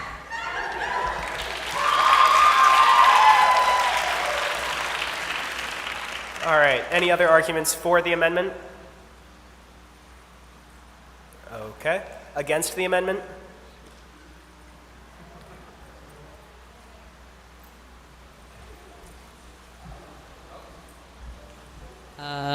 Hello. I'm kind of nervous, but like, all hate kind of starts with jokes. I think that like, in this current era, we can hate, we can kind of just describe other sides, but only through understanding can actual change happen. We are, right now, we're kind of defining a joke, but a joke can become serious, and it can progress. Anyways, I'm kind of killing the mood now, so I'm gonna just leave. Yeah, you guys have a nice one, and have a nice night.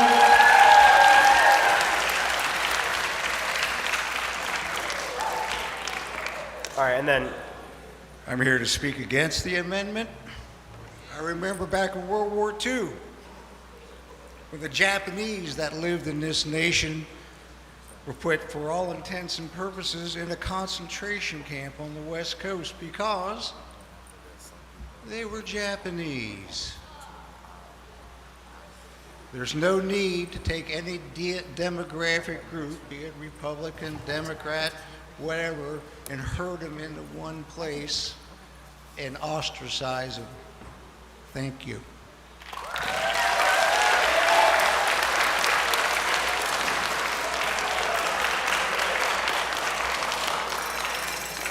All right. At this time, we'll be holding a voice vote to determine whether or not this amendment passes. All those in favor of the amendment will say aye, and all those against will say nay. I'll call for the ayes first and then the nays, and the two of us up here will determine which is louder. And that decision will determine whether or not the amendment passes. So, all those in favor of this amendment, please say aye. Aye! All right. And all those opposed?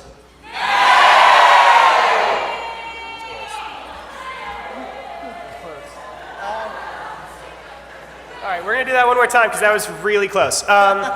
All those in favor? Okay, and opposed?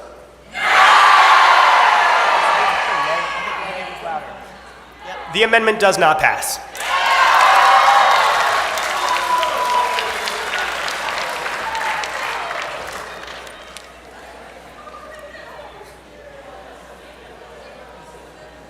The next amendment, proposed by Connecticut, is to abolish the IRS.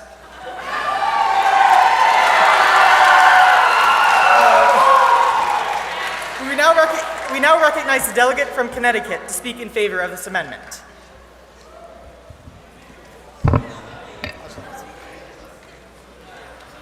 Ladies and gentlemen, citizens of the greatest country on earth, the USA! Yeah! Today, I stand before you with the biggest issue that plagues us, the IRS. This moribund, corrupt, horrible organization has for a long period of time, preyed on the poor American man. It has preyed on the American taxpayer. It has leached off of American society. This organization has grown fat over the years. This organization serves nothing, serves no purpose, but to put down the American man. I hold the opinion that the IRS deserves, nay, it ought to be, from a moral standpoint, it ought to be dismantled, demolished, and relegated to the annals of history. I believe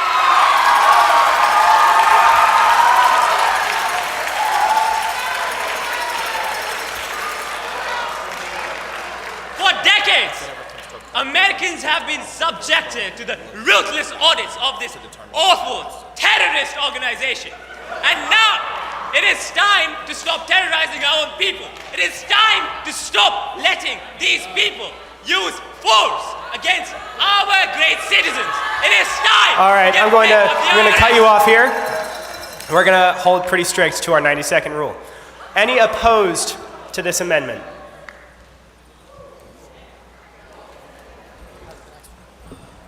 I don't know if you remember something else from the annals of history called the Articles of Confederation. But under that failed government plan, states weren't allowed to raise revenue via taxes, and as such couldn't really fund anything, including their own government. So if we want to have another OWU mock convention, we kind of need something in charge of taxes. That's it.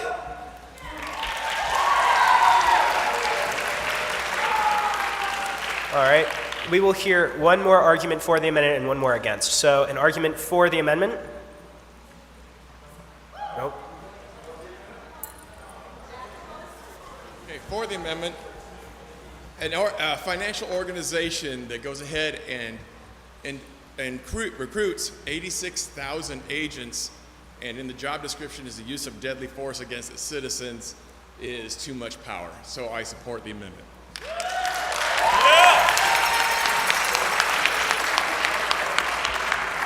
All right, and an argument against. Oh, I'm for. All I have to say is America. And an argument against. I would just like to say I want to question the passion of my colleague from Connecticut. The accent from my colleagues is different.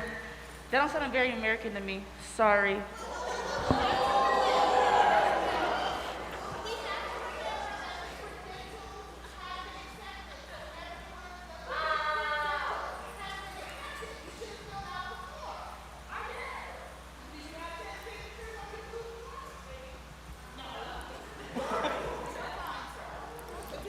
Okay, at this point, we will be cutting off. There's one more no, I think. One more no? Against. Okay, we'll hear the against.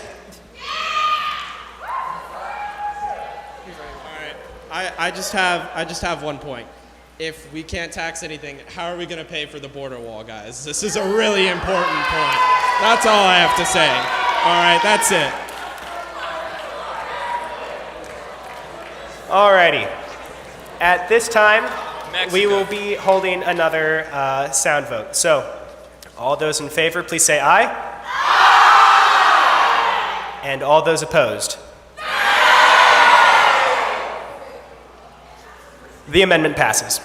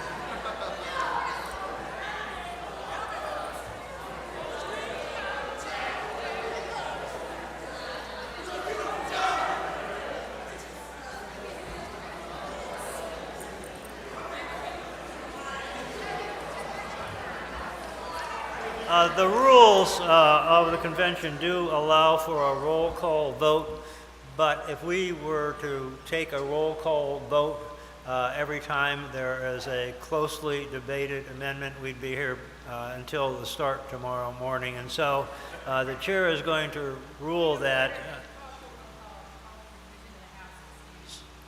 right, I was going to say that in place of a roll call vote, when I cannot determine whether an amendment has passed or not, we will use a standing vote. And a standing vote is called for in this case.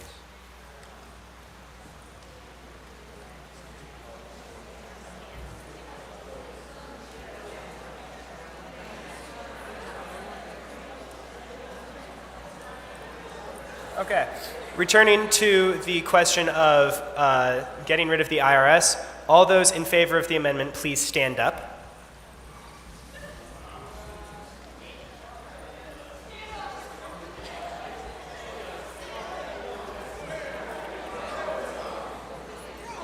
All right, thank you. Be seated. And all those opposed to the amendment, please stand up.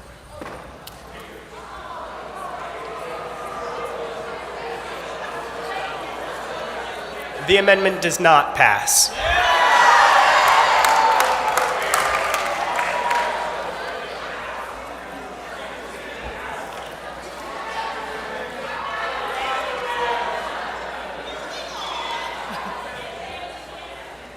Moving on, we have a new amendment. We have a new amendment proposed by Massachusetts that would propose a four-day work week. Would a member of that delegation like to speak on this matter?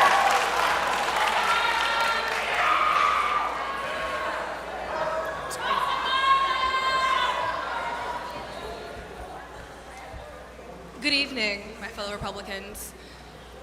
I don't know if you all are aware, but we have a serious crisis in this country regarding our youth. Not only are they functionally illiterate, they have no ambitions or dreams. This is something that has been noted not only by the standardized exams that we have, but also by teachers.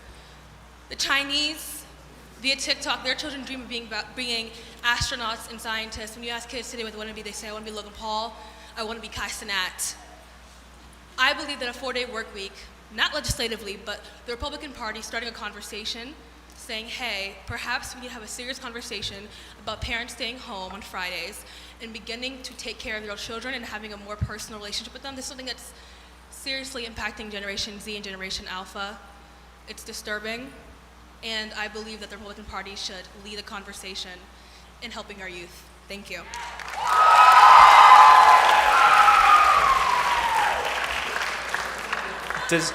Does anyone wish to speak against the amendment?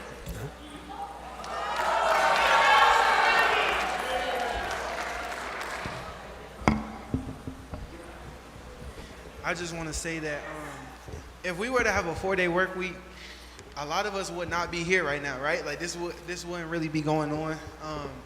We have our teachers, our education system is a part of our 5-day work week. Students learn every day, and that's an important part of their education. We have our curriculums that we have to uphold as well as learning. We got a lot of things that we do on Fridays, right? So I feel like that time could also, we can get back that time after school, you know, like school isn't all day, you know, just like work, but parents also have to work to provide for their families. So, Florida. Can I rebuke or rebuttal that? I'm going to open it to anyone else who would like to speak in favor. Hello, I am Ellen from the beautiful state of Utah, and we are in favor of adding a consideration of this to the platform because we believe that not only is family a deeply integral part of democracy and American life, but having an extra day off work could also allow for more people to participate in church-related activities, in volunteering, and in service to our great country.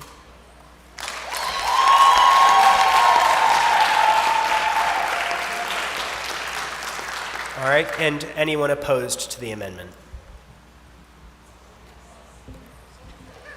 Hi, my name's Cheryl. I'm representing the state of Alabama, and I'm against this because I think people just aren't willing to work nowadays. So if you have a 4-day work week, no work is going to get done, and productivity is going to be lowered. Amen.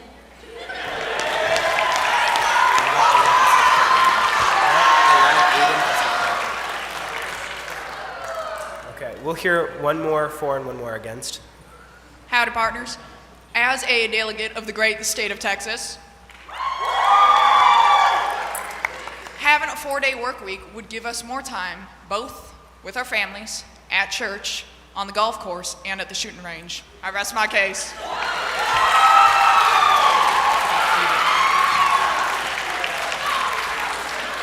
All right, and against?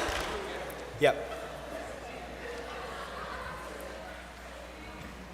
If we were to lower the amount of days that are being worked within the week, the companies that we are sort of against are going to raise the amount of hours required of people to work within the day, which may cut out valuable family breakfast, family dinner, and people will just be tired and go right to bed because they worked like 10 hours in a day.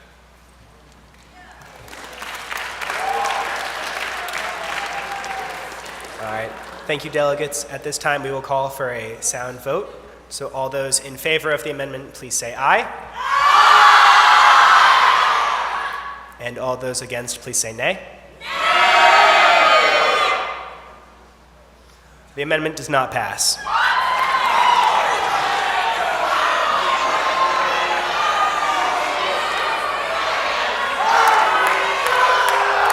Okay, we're going to do another standing vote. So, all those in favor of the amendment, please stand up.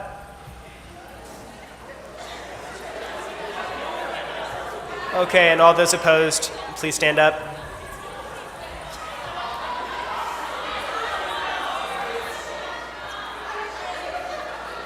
The vote does not pass.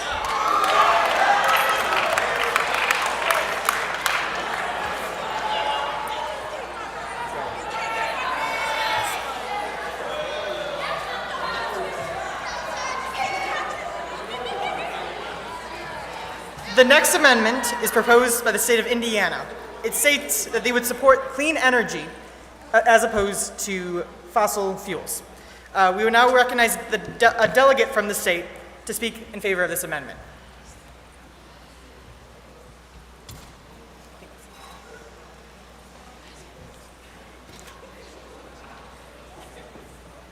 Hi, I'm Gary from Indiana. Look at that. Yeah, yeah, not quite. We support all the above energy. We support all the above energy, which includes nuclear.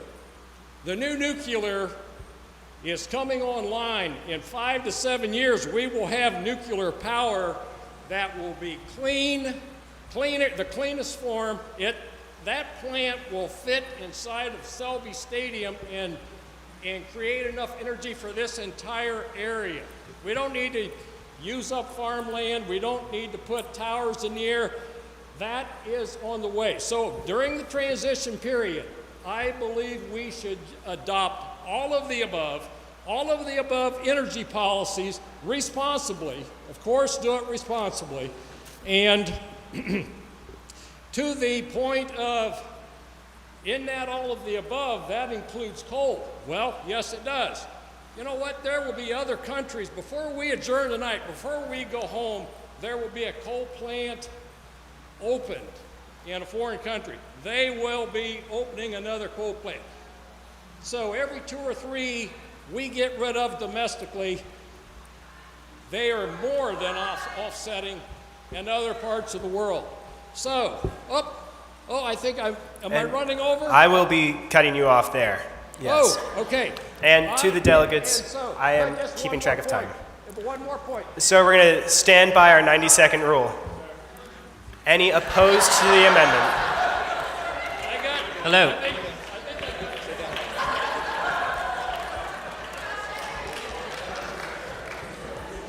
My fellow Americans, every single individual in this room is a true American patriot. So how, my fellow Republicans, how can we force down green energy through the people of our country? Do you not know that oil is America and America is oil? Do you not know how much oil we require to keep our troops afloat, our brave, amazing troops working and protecting freedom across the world? Do you not know how much revenue we gain from oil? America is a great producer of oil. I believe that climate change is not real. And forcing green energy down our throats is a Democrat ploy to weaken the US because they have a Chinese agenda. God bless America. All right, and Hello. arguments in favor of the amendment? Yeah. Hello, your state chair from Massachusetts, Saharla here. I am for this amendment not only because I believe in climate change and I believe in green energy, but I also think it's a matter of national security. The more we rely on foreign oil, the more likely we are to send American troops to lands that most people in this room cannot point to on a map. And I think that's a very serious issue And so I do think that, yes, while it is a climate change issue, while it is a financial issue, it is an issue of getting American jobs here, it's also an issue of American lives, and it's also an issue of America's foreign policy and America's involvement in wars that don't end. Thank you. All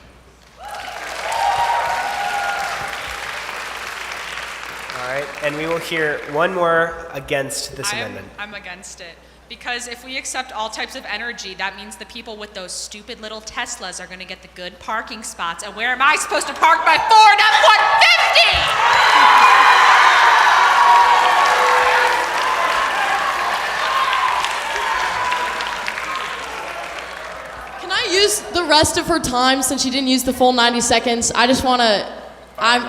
Okay, let's take a little trip back through memory lane, okay? So if we think about the main issues and the main complaints and critiques within our country and in our social sphere right now, a lot of people are worried about job loss and like limited job opportunities. So if we think about like way back when America relied on coal from West Virginia and the Appalachians, okay? When we relied on coal from the Appalachians, we exploited that area and we used all those resources, and then we found oil and we switched to oil, and we took all these people that relied on this industry and left them jobless. So Texas, I know y'all are over there.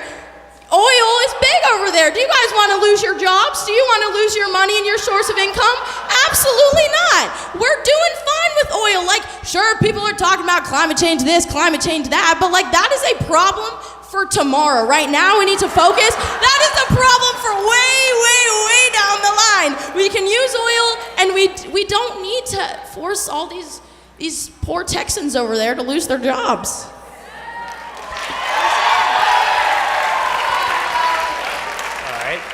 At this time, we will do the sound vote, so all those in favor, please say aye. Aye. And all those opposed, please say nay. Nay. Does not pass.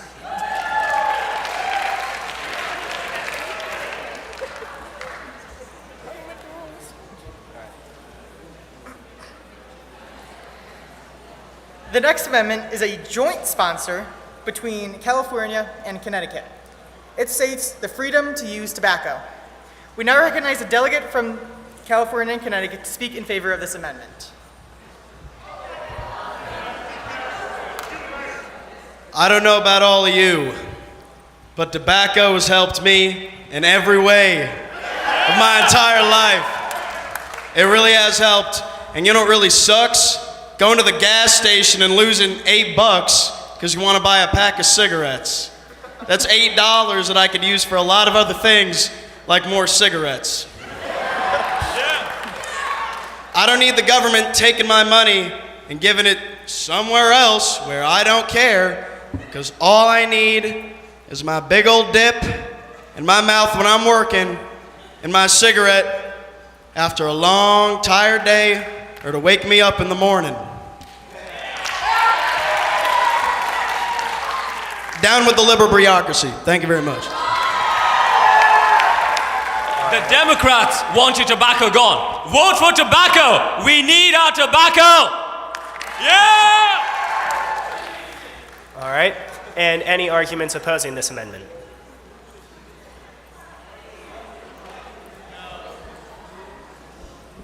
Hello, I'm from Ohio. First of all, I would like to say on the issue of tobacco, those taxes have greatly decreased the amount of tobacco users and has been one of the few taxes like that we have that has been proven to work.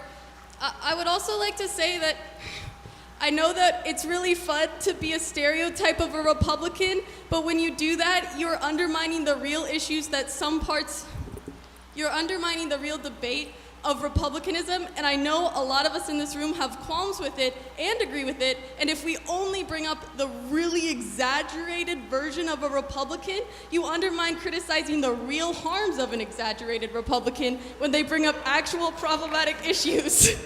So I wanted to say that, and this is an example of it, and also I think the tobacco tax is good.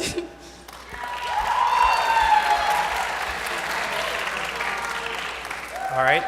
Arguments in favor of the amendment? Okay.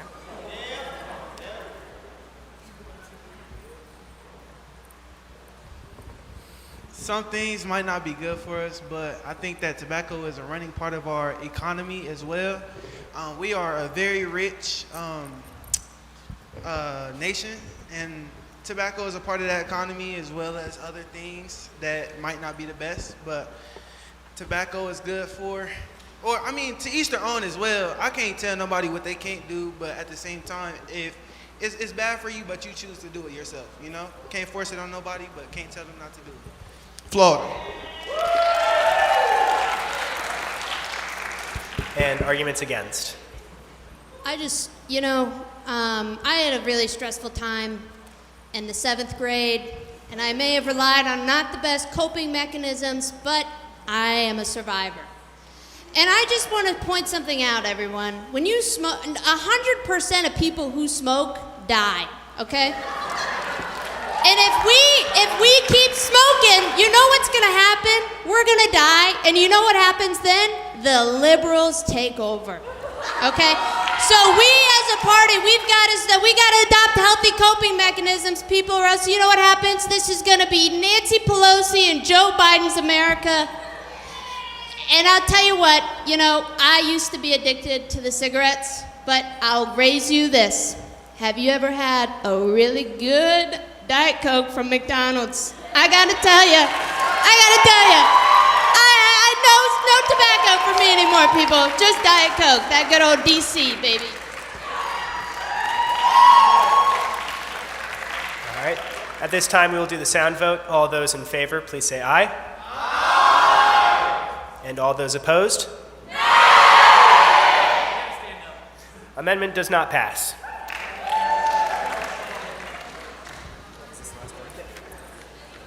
This is now the last amendment for the economic policy section. It is proposed by a delegate from Maine, and it states, bye-bye big business. We now recognize the delegate from Maine to speak in favor of this amendment.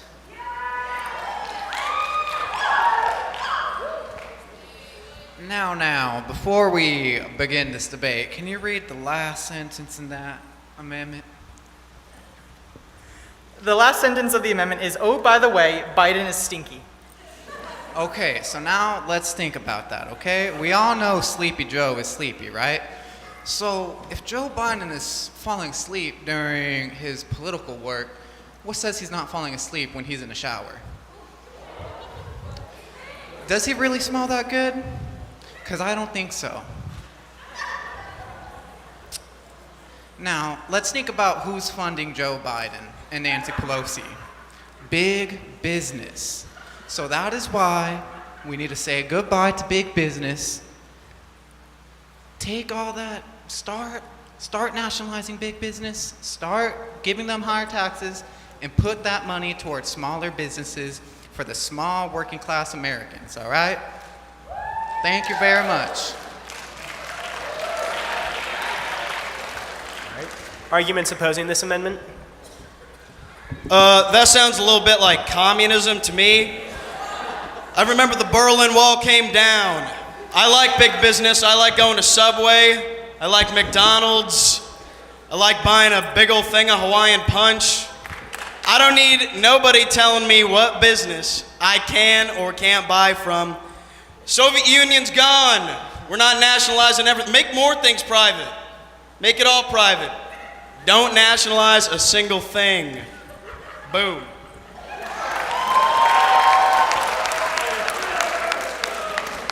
All right. Arguments for this amendment?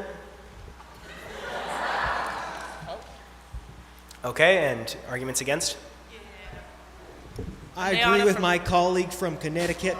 As the newly appointed state chair for the great state of Tennessee, we have such a large delegation back there. I want to say socialization and nationalization are hand in hand, the same dang thing. It's an evil. We cannot socialize our wonderful industries. I love me a good sweet tea from McDonald's. Raise me an amen. That is why we cannot get rid of big business. If you did not have Amazon, where would you buy your car parts? Where would you buy your diapers? And how would you fight inflation at the grocery store? Amen. All right, and then argument against. Yeah. I'm Dayana from Florida. Hey guys.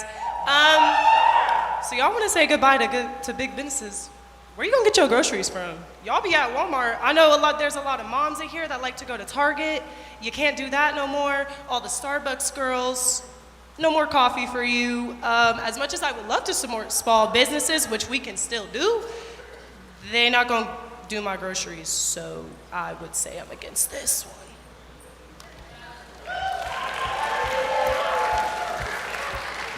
All right, and at this time we will take the voice vote. So, all those in favor, please say aye.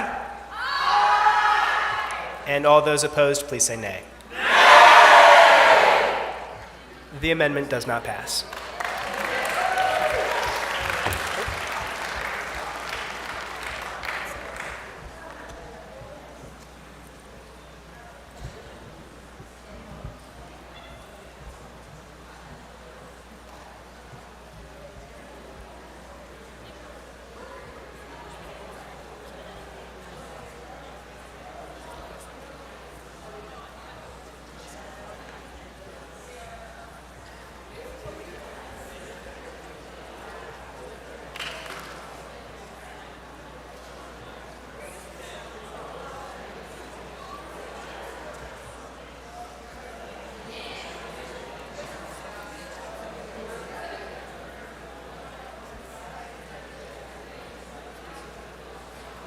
All right, delegates, we're going to move on and start our foreign policy section. Woo!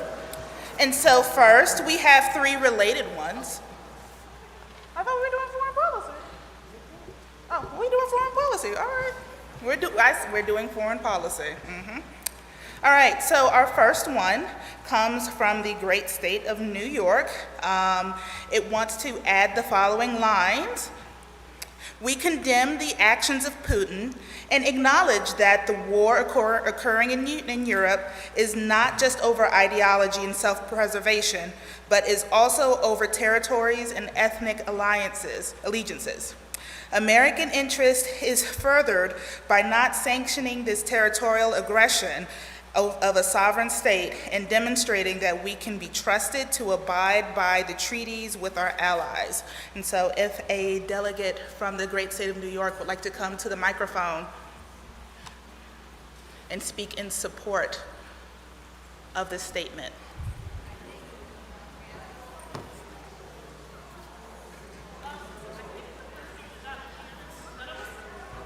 If there is a person who would like to speak in opposition to this statement, please come to the microphone.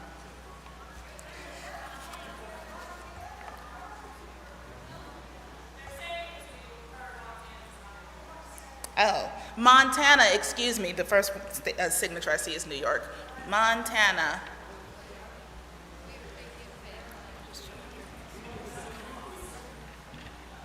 I think it's on. Okay. The state of Montana sent 75,000 armed service personnel. We can't hear you. Can you hear it? No. Get on the microphone. You have to be closer to it. Okay. All righty. The state of Montana sent 75,000 armed service personnel to fight World War II. Other than the state of New Mexico, Montana sacrificed the most lives per capita than any other state to fight fascism and its adherence to territorial aggression and expansion.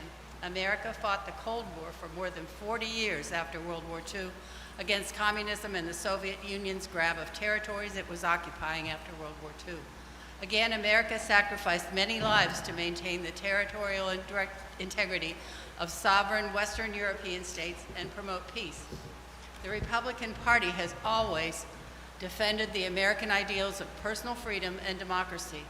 We must not let the sacrificed lives and treasure of Montana and our fellow Americans to have been in vain. Putin rules as a dictator, not allowing democratic elections, representative government, independent judiciary, or free practice of religion. The Russian state has an all-powerful control over its citizens. We must demonstrate that America will not bow to an autocratic oligarchy openly opposed to our interests. Our economic interest is furthered by keeping Ukraine free to supply the world with grain. If we want stable food prices, we must aid Ukraine to keep its grain flowing to the world markets. 60% of the monies that we have currently given to Ukraine have been returned to the American economy and industry as we supply the weapons and the military equipment they are using. Thank you. Thank you. Now we'll take someone in opposition to the amendment. Anyone in opposition?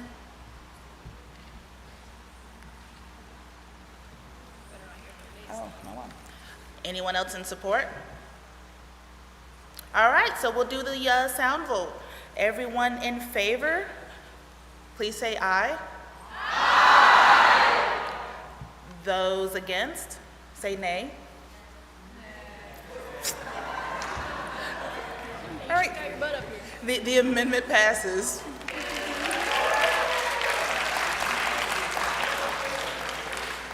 Okay, so we had two related admissions, one in support and one in against. So I will read both the support and the against, and I would ask that the person that is for the against come to my left, and the person in support for the right.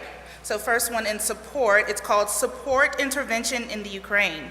Supporting liberal demonstrators against authoritarian regimes should always be a platform, not only the United States, but of the Republican Party. We need to help our friends in the region. We may lose allies, not just in NATO, but all over the world. And this is from Maximus Stewart in California, so support there. And then the opposition, the United States should not be financially involved in Ukraine. The U.S. government should not be financially or militarily involved in Ukraine. It is not in the U.S.'s best interest to continue to support the Ukraine while our cities are suffering, and that is Sahar Laloyan of Massachusetts. So we'll start with support, and then we'll have opposition.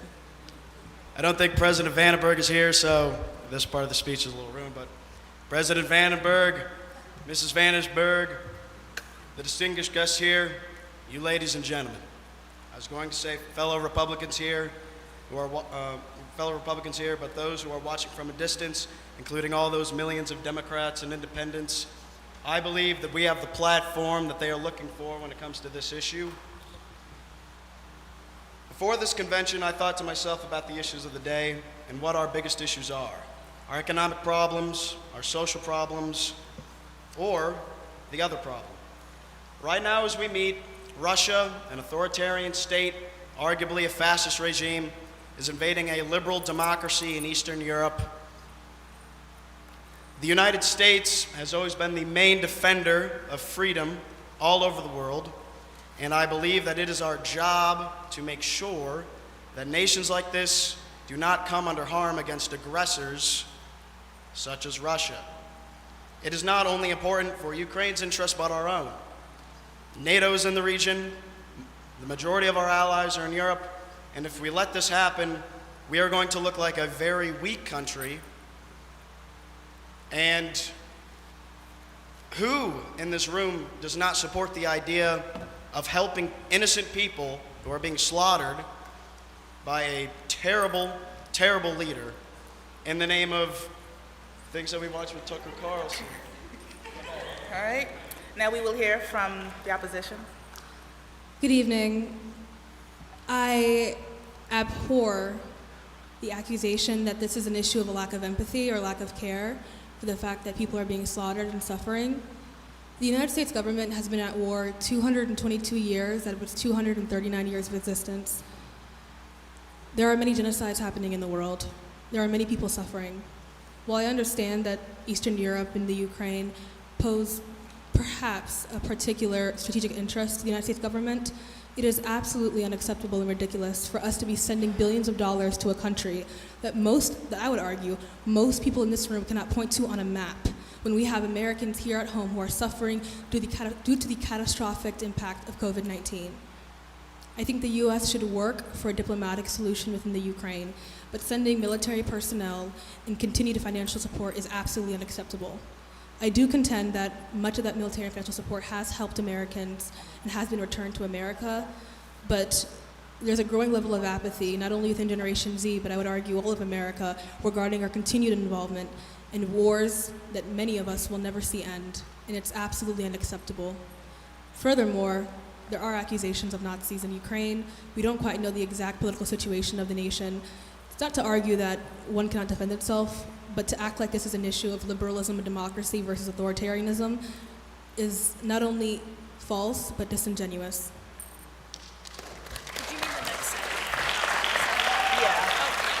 All right, so we will hear from another person who speaks in support of Ukraine, intervention in the Ukraine. Whoever gets to their microphone.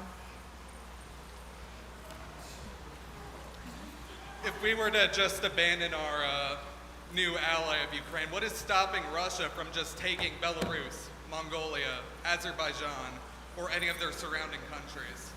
What we are doing by saying no to their invasion of Ukraine is astronomically important. And we are showing to Russia that we will not just let them invade innocent countries around, we won't let them invade independent operating countries around the world. We are showing to them that they will not be able to stop our interests. And now for someone in opposition. From the state of Delaware, the United States has no interest in Ukraine whatsoever. On a comical note, name me one Ukrainian food that you enjoy. But let's get to a serious note. George Washington said, do not involve yourself in the ancient wars of Europe. Stay away from that.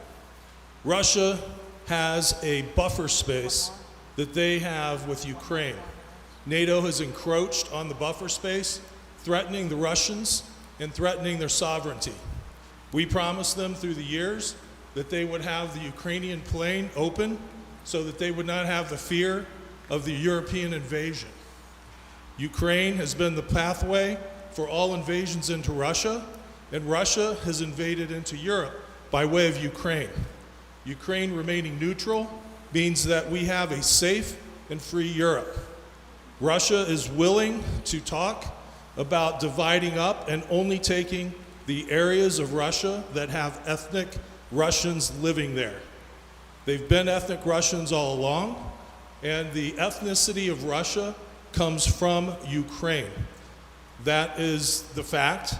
Now talk about what value there is in terms of the United States engaging over there. None. Economically, the United States does not trade with Ukraine. The United States is free and independent. We can manage this on our own. We do have the... It's time. Hey, thank you. Okay, so now we're going to bring this up to a sound vote, and so I want you to listen very carefully. The proposal that we're going to say yay or nay on is supporting American involvement in Ukraine. So Ukraine intervention, yes.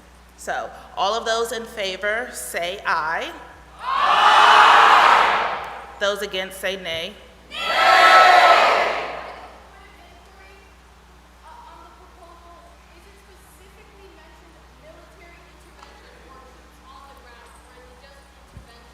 So the support document just says support. It says support intervention, while the opposition says not financially involved.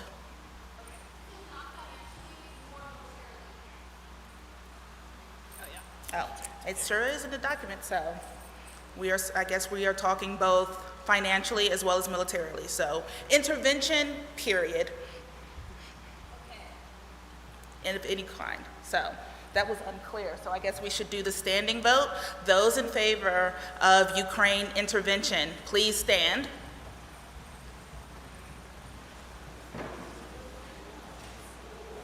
Wow. Okay. You may be seated. Those in opposition, please stand.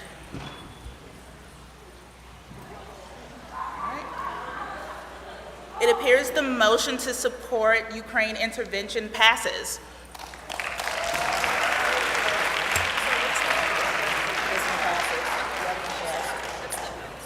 All right, all right.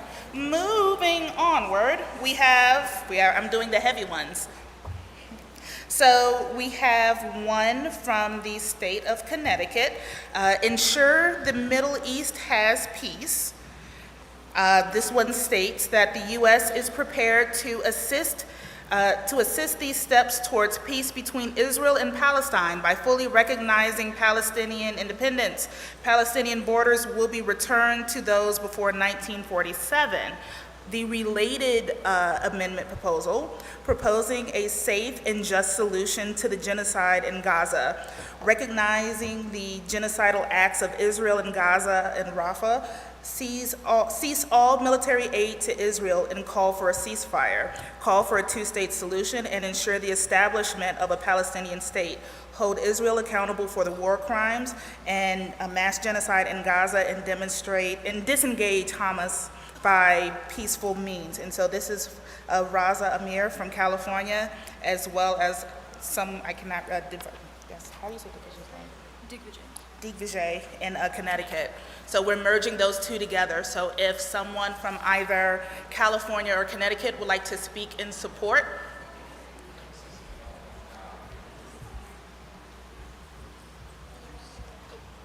All right, the state of California is not blind to the mass evidence that is submitted over the internet through the heroic journalists in Gaza.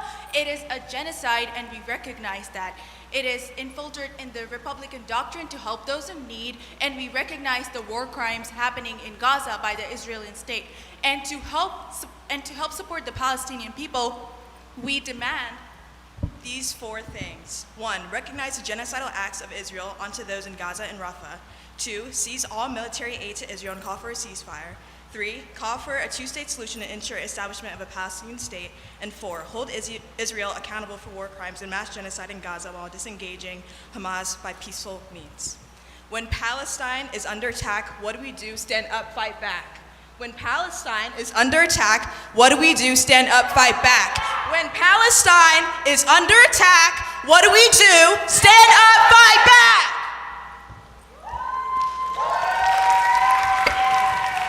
Americans, everybody in this glorious nation of ours has been brought up with the values of dignity, freedom, and respect.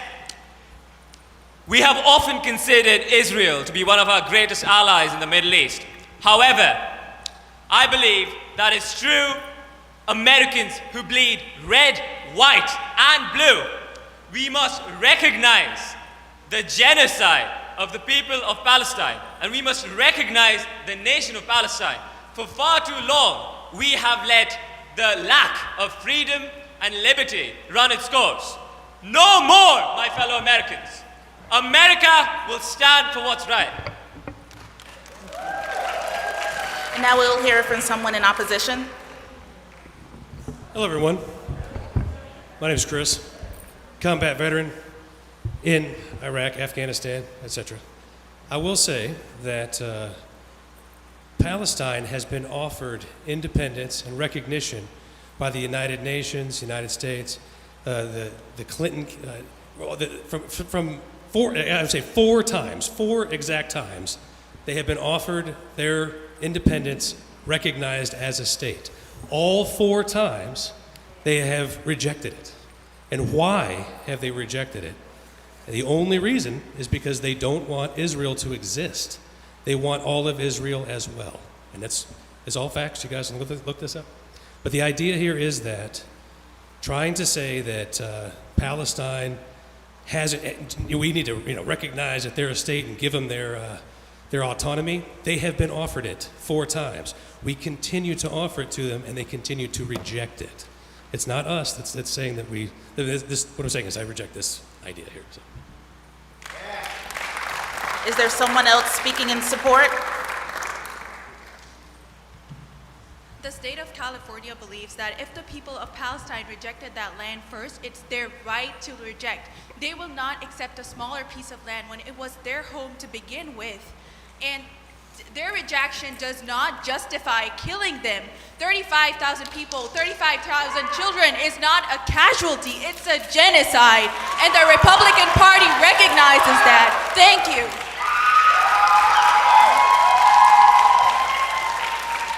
Speaking in opposition?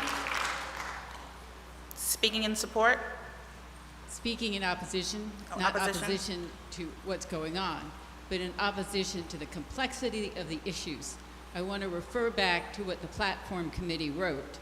in lines 142 through 161. I want to commend the platform committee to realizing there is not one side versus the other side. There are conflicts abound, multiple sides within sides against each other. There are those who are calling for different governing structures in Palestine, while others in Gaza, for Gaza, while others are saying eliminate it completely. You know, earlier our speakers talked about the messy middle and the complexity of problems. I think that's what we have here, and I think the platform is right and gets us closest to what we need to solve this diabolical. Every word we say about it on each side is correct and wrong at the same time. I think we need this moderation.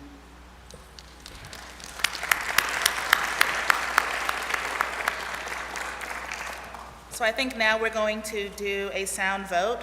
And so once again, to remind you all, the proposal is ensure peace in the Middle East and proposing a safe and just solution to the genocide in Gaza. So recognizing Palestine as its own sovereign entity.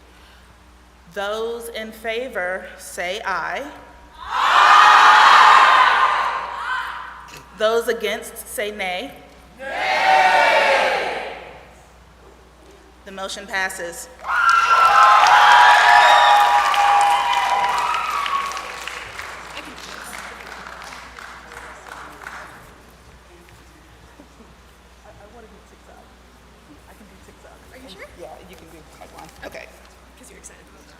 So this is my last one. I'm excited. This one comes from the great state of Alabama. The TikTok dilemma, entertainment insecurity, calling for a ban on TikTok.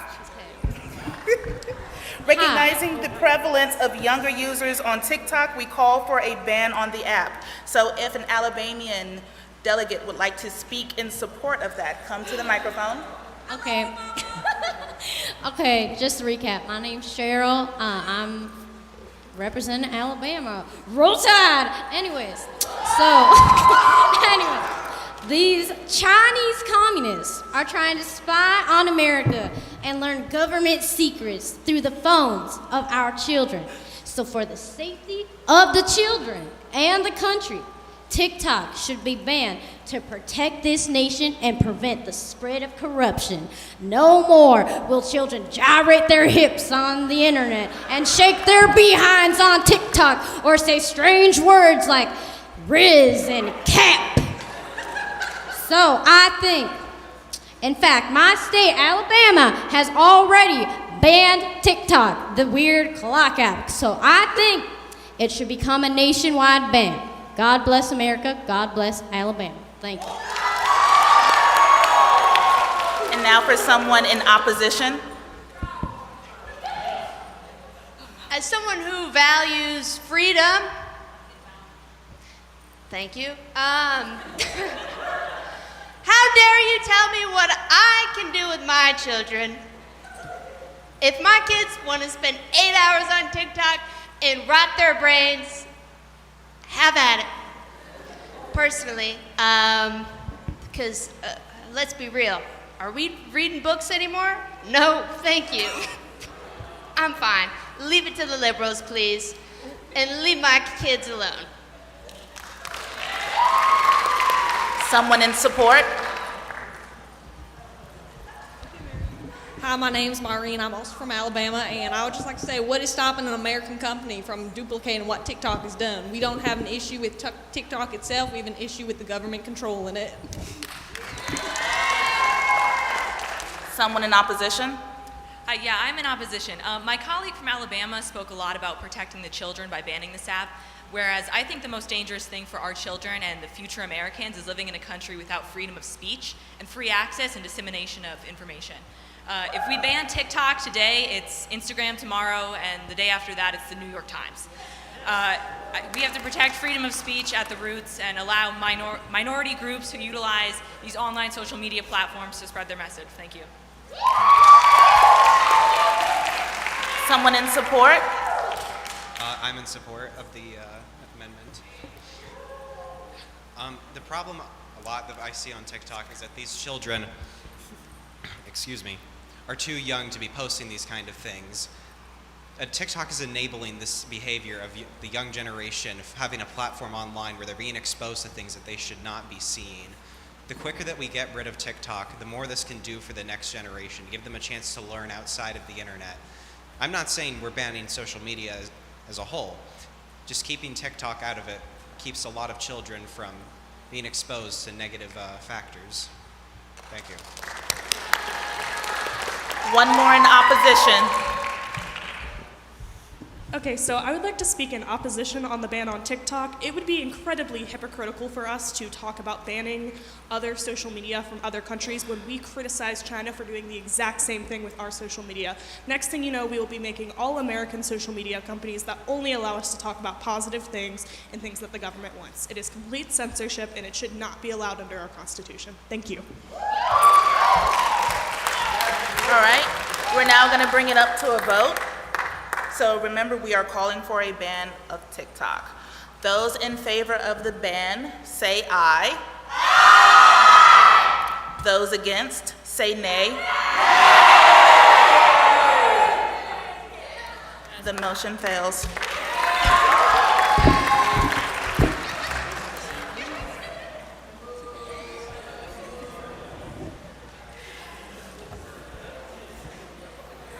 Hello.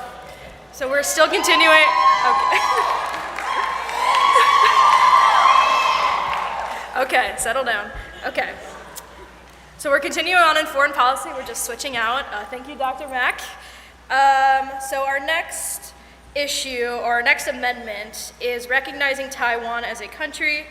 And this comes from the state of Connecticut. And so, yes, 1 second. So they are wishing to state our unwavering support for Taiwan's self-defense and international participation, followed by the full recognition and military support of Taiwan in order to ensure freedom for one of our closest Pacific allies. You have 90 seconds, so yes, support opposition. My fellow Americans, I hate communism. I know everybody who is a true red-blooded American hates communism too.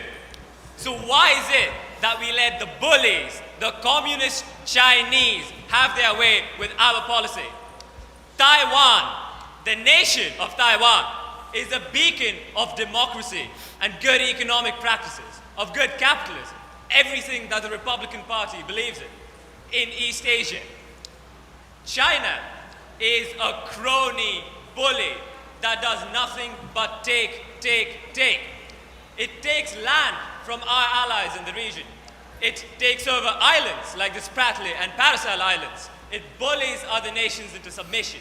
And most importantly, it believes that Taiwan is Chinese Taipei and actually belongs to them, which is not true. The Republic of China is the true inheritor of the heavenly mandate of China. The Republic of China, or Taiwan, is the only nation that matters. And we, as true freedom-loving Americans, hope, we wish, we aim to support Taiwan completely.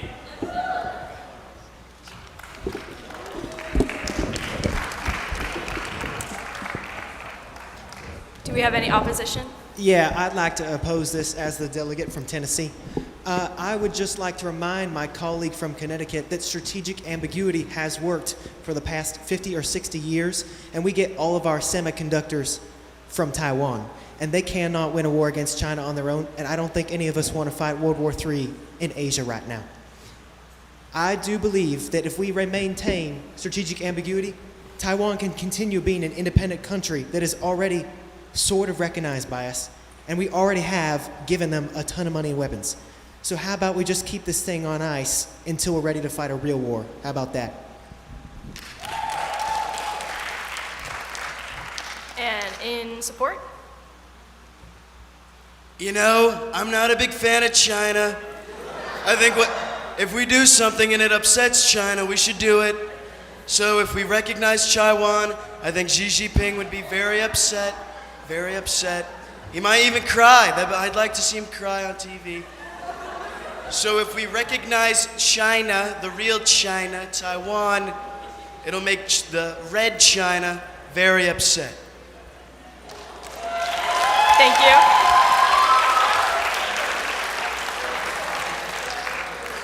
And we'll take one more opposition if there is an opposition.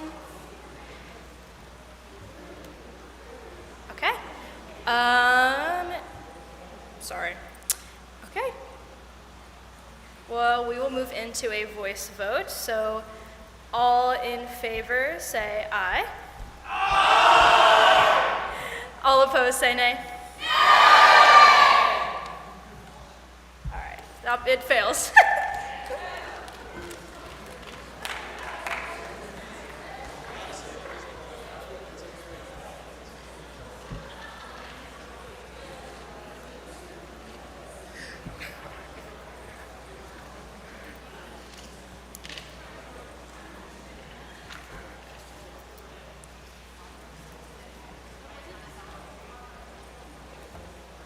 All right.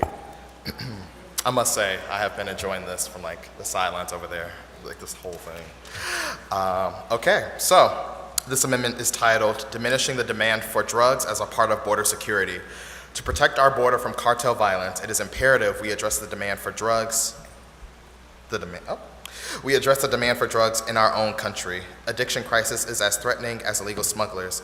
If it is addressed and the addiction rates lower through building up rehabilitation healthcare, the whole cartels have on our political power and relevance to American politics also decreases. The sponsor for this amendment is Ella Halsbury of Ohio, so I will ask that you come up in support of your amendment. Okay, so as we all know, addiction is a very prevalent issue right now, especially with the fentanyl crisis happening. I think especially in Ohio, we can all feel the effects of addiction, and I know a lot of people who are here probably have loved ones who have experienced that. I did specifically relate this to the border though, and I would like to make it clear that this is an addition and that this is not in replace of anything already in the platform about strict border control, which I know a lot of you want.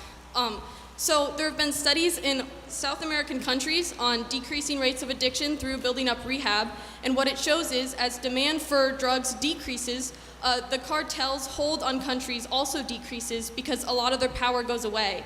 I talked to several people about this, and I heard very valid reasons for not wanting to support this, and I would just like to say that while cartels may turn to other options, decreasing their hold through decreasing the demand for drugs also makes them weaker and therefore allows us to fight them better with the resources we're already putting towards this. We can't just pretend that the drugs coming into our country is just the other countries sending them theirs fault. It's not just Mexico's fault that we have drugs in our country. It's the fact that we have so few rehabilitation clinics open that even people who are wanting help and reaching out and trying to get unaddicted are having trouble doing that. Your time is up. Sorry. Thank you. Any opposing delegations? Oh, go right ahead. Hello, again. All right, so I'm not necessarily opposed per se, but I think that there needs to be an amendment to this. And here's the idea. I ran counter-narcoterrorism operations in South America for 7 years. I got 7 years in Colombia, Ecuador, Panama, Peru. I've also been to Haiti, Dominican Republic. I've done all of those trade routes. I did a lot of interdiction, incursion, all of that, right? Here's the issue. You're worried about just having rehabilitation clinics here so that we reduce how much drugs they're going to bring in, so these cartels are going to be weaker? Yeah, that's not going to happen. All they're going to do is kidnap more people, hold them for ransom, and they'll turn into a child or a sex trade, human trafficking organization. That's all that'll happen. So what we need to do, we can do the rehabilitation, outstanding. The issue is we need to refund, because contrary to what you're saying, they stopped our counter-narcoterrorism operations. Hence, I'm at OWU. So we have to reintegrate, repay for, refund our counter-drug operations in South America. Thank you.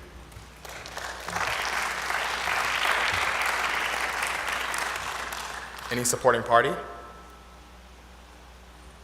Go right ahead. Go right ahead. I just want to reiterate the importance of having rehab facilities available. I think especially for Republicans, as we're worried about the people who've been left behind in our current economy, we're worried about the people in rural areas who don't have jobs, we're worried about people who don't have a place in our current society, that these are people who are some of the people who are struggling the most from addiction. And so I think that making sure that we actually pay attention to people in those forgotten spaces is actually at the heart of what the Republican Party should be doing. Thank you.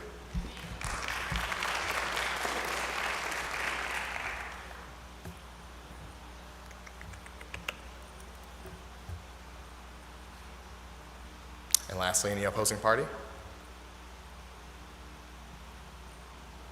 All right, let's put this to a vote. All those in favor of diminishing the demand for drugs as a part of border security, say aye. Aye. All those opposed? Nay. Let's do that one more time. All those in favor? Aye. That's better. All right, and all those opposed? Nay. The amendment passes. All right.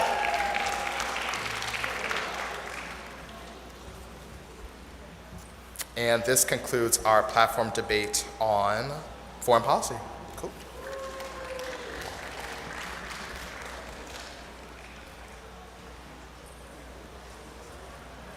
Okay, so I think this is the section everyone has been waiting for. I have been looking through all of your amendments. It's about to get fun. So everybody get yourselves hyped up. So thank you. All right, so we have a lot. Let me reiterate, we have a lot. We have divided in 2 stacks. That's how many we have. So bear with us. We are going to move through as quick as we can for the sake of us both. All right. And I will go, Tim will go, we're going to go back and forth. So, all right. The first one we have is from the state of South Carolina, and there are, same amendment, 2 different parts, I guess. So, the first part is amending the title on line 344 from A Pathway to Independence and Innovation in Energy, and the amendment to add to this is add water at the very end of it. So the whole sentence will be A Pathway to Independence and Innovation in Energy and Water. That's the first part. Second part is, there's a big long thing. Don't know if I'm gonna read it, love ya. So, would you like it back to read, or will you just go for it? All right, so we will have our representative from the state of South Carolina propose his change amendment, and then we will go into opposition and against. Hello, everyone. So, the Republican Teddy Roosevelt created the National Park System, a model that countries around the world now follow. And today we are called upon to champion water conservation initiatives that balance human and ecological needs, ensuring the long-term health of our nation's rivers, lakes, and aquifers, not just for us, but for our children. We must promote policies that reinforce the collaboration between federal and state governments to manage water resources effectively, respecting states' rights while ensuring a coordinated approach to national water challenges. We as a party should ensure the efficient use of water to promote economic growth, agricultural sustainability, environmental stewardship, and national security. We will uphold the rights of farmers and rural communities to access and utilize water resources efficiently, supporting the backbone of America's food supply while promoting sustainable water use practices at the same time. Support the future. Conserve water now.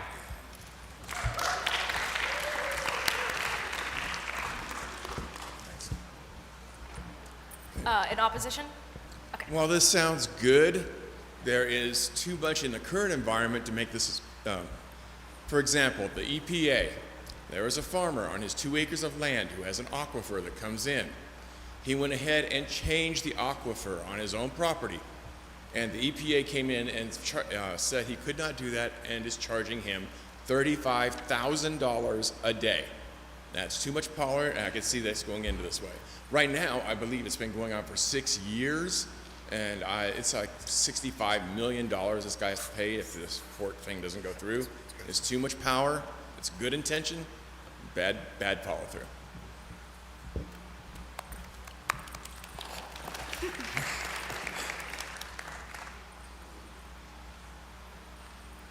In support or any rebuttal?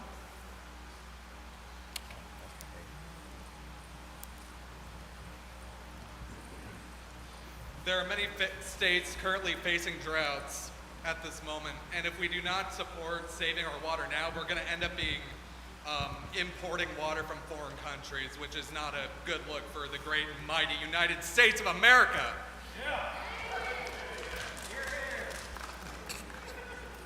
Opposition? Support? Okay. Is there anyone in opposition before I move to support? Okay, we'll get with you. Me? I'm sorry. I'm just going to keep it brief and keep it real because that's what I believe in. I am maybe being paid by the group ALEC, so, I'm not really a fan. That's all I have to say. And in support? We in the West recognize that the future of American economic independence relies upon continued ability to meet our own not only water needs for agriculture, but electric and industrial needs that come through hydropower, and this involves careful stewardship of our water resources.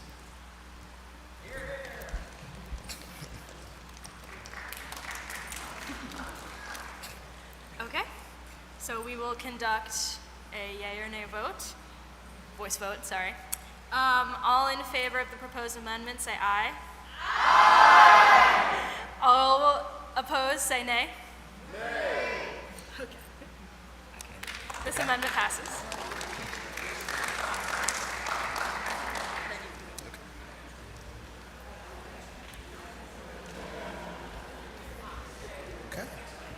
All right.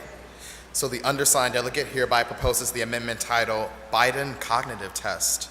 The citizens of the United States deserve to know that the individual holding presidential office is not cognitively impaired. The Biden administration's refusal to have President Joe Biden take a cognitive test is a blatant violation of democracy. There should be no reservations to have the individual with access to our nuclear weapons prove mere mental acuity. Whatever our feelings may be, the citizens of the United States elected Joe Biden, not nameless bureaucrats. The quote-unquote president has a duty to prove that they have in fact been running the country and not their advisors due to cognitive decline. If President Joe Biden is cognitively impaired, he must be impeached if his cabinet has refused to take action. The sponsor for this bill is Sahara Loyan of Massachusetts, and I will now call her to the floor. Hello again. Go ahead. Hello again. Sorry about my bad handwriting. Yes, it's as simple as Tim said. I believe that the President of the United States has a duty to his or her citizens to prove that they are not cognitively impaired in any way. Nameless bureaucrats should not be running our country. I'm sure if I took a poll, not one of us would know Biden's chief of staff. However, it may be the case that he or she is running the country on his behalf. I don't think that it's ridiculous to expect the president to take a cognitive test along with their physical. In fact, this is the first president in the history of the United States to refuse to do so. It is absolutely unacceptable and undemocratic for the person holding our nuclear codes not to want to prove that they are not cognitively impaired in any way, shape, or form. I believe that despite whatever feelings I may or may not have about it, the American people elected Joe Biden to be president, not his advisors and not his cabinet. And if his cabinet refuses to take action and impeach him and remove him from office themselves, then Congress should take action against that. It's absolutely ridiculous and unacceptable, and quite honestly, humiliating that we have a president that many people in this room question whether or not he's in mid or early stage dementia.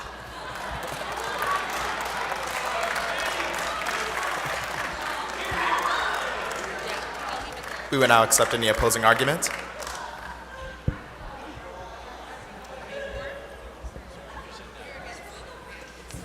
Hello, everyone. Not to be a little bit of a Debbie Downer around here, but you know, at the end of the day, I believe in democracy. And as much as we maybe hate to admit it, the American people voted for Biden. So we probably shouldn't question their choices. Hey, if they voted for a crazy guy, they voted for a crazy guy, okay? I can't. We have to accept it at the end of the day.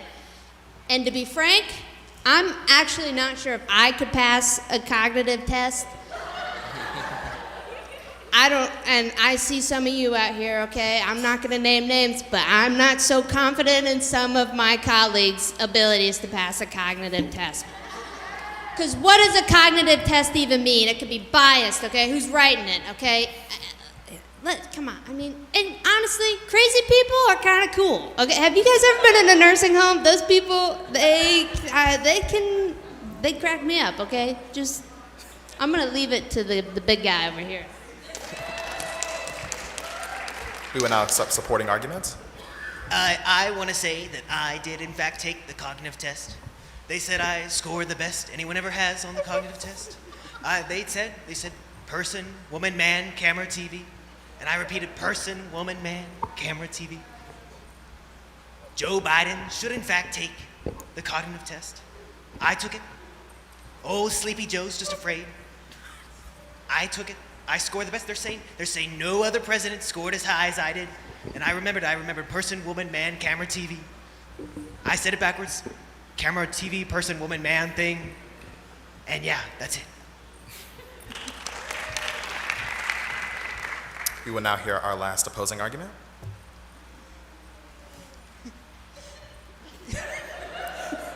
Give me a sec. No, okay. I'm concerned about the ways in which we're talking about people who are elderly running for election. I want to point out that one of the greatest Republicans in our history, Ronald Reagan, had Alzheimer's at one point. And what we know is that some of that started early. And I think that we have to be careful about going against people with disabilities through an action like this. George W. Bush signed the Americans with Disabilities Act, and so I think that as Republicans, we should be thinking about the ways in which we are portraying people with disabilities.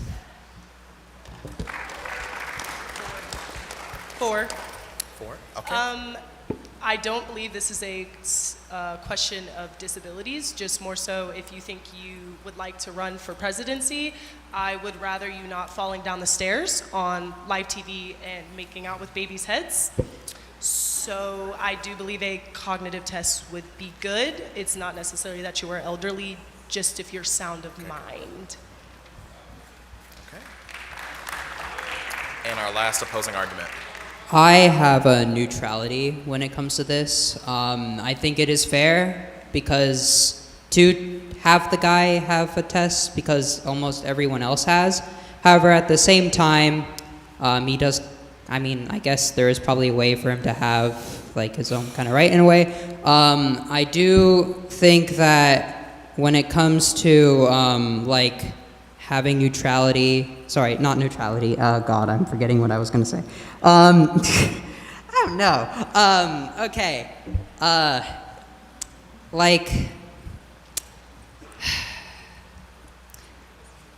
just gonna let the next person talk and then I'll come back to you because I forget what I'm gonna say. The president is a public servant. This is not a question about freedom or liberty. When we talk about the military, I'm not saying that military people, those in the military do not have freedom, but you are a public servant who, again, has access to our nuclear codes. It is not ridiculous to expect the president to take the same test every other president is expected to take.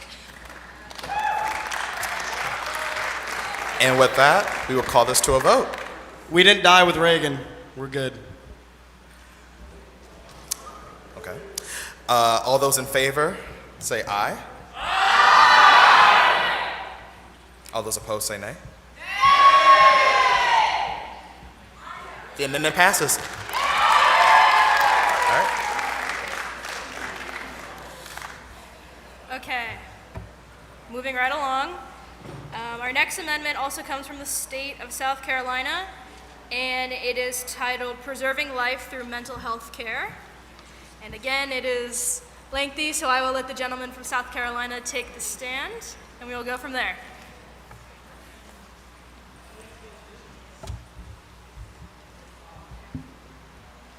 Hello. As the party of life, we should do everything in our power to prevent self-harm, suicide, substance use disorders, and addictions, and to treat mental illnesses that affect and take the lives of too many. We must affirm the importance of ensuring access to quality mental health care and addiction treatment services for all Americans, regardless of their socioeconomic status or geographic location. We should support policies that expand access to mental health professionals, particularly in underserved rural communities. We must support initiatives that promote mental health awareness, destigmatize those seeking help for mental health concerns, and provide resources in schools and communities for early intervention programs to address mental health issues before they escalate. We must affirm our party's commitment to supporting mental health needs of our veterans and military service members. We should support policies that focus on timely access to mental health care for veterans, including initiatives to address post-traumatic stress disorder and other mental health challenges resulting from military service. What is the Republican Party without support for veterans? Vote in favor. Protect lives. Protect veterans. Save lives.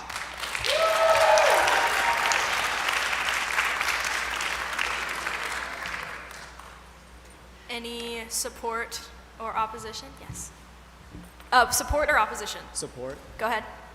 I'm in support of this. I'm deeply affected by this. My grandpa, who was in Vietnam, is currently at a veterans home in Sandusky, and without that, and without like the timely care he's needed, I probably wouldn't have known him. So, thank you, and God bless. Thank you. And support or opposition? Support. Okay, go ahead. Okay, so this is a little personal, but as someone who has been to a mental health institution, it is shockingly alarming how many people there have almost taken their lives but are more concerned about how much they are going to pay afterwards.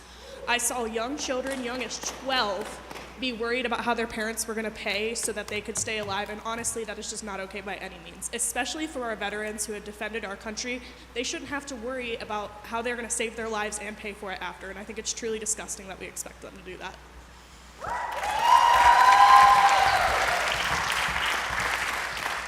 Support or opposition? Opposition. Okay, go ahead. Okay, I speak as a veteran of 20 years service, been around the world and all kinds of stuff. There are programs out there. We mentioned the veterans. I don't appreciate the veterans being put in a program that looks like it can be expanded a lot. It sounds like more like a Democratic profile. There are assistants out there. There's suicide prevention. There are PTSDs. The Veterans Administration is there. They had their issues, but they've stepped up. I think this is an extension of that we really don't need, and we should be focusing on growing the country and not providing social services.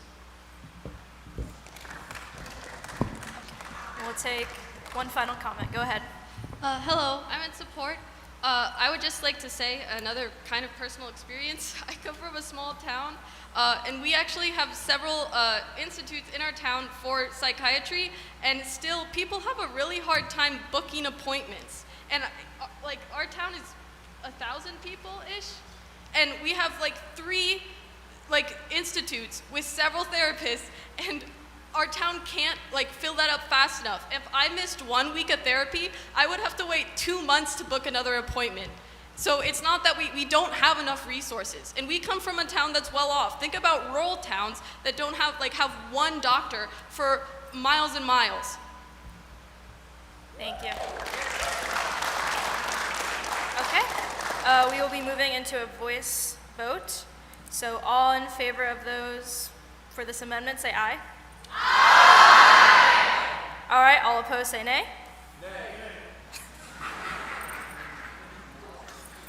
Okay, I think this one passes.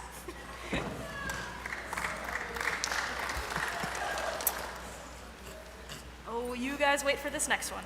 Okay. Get ready.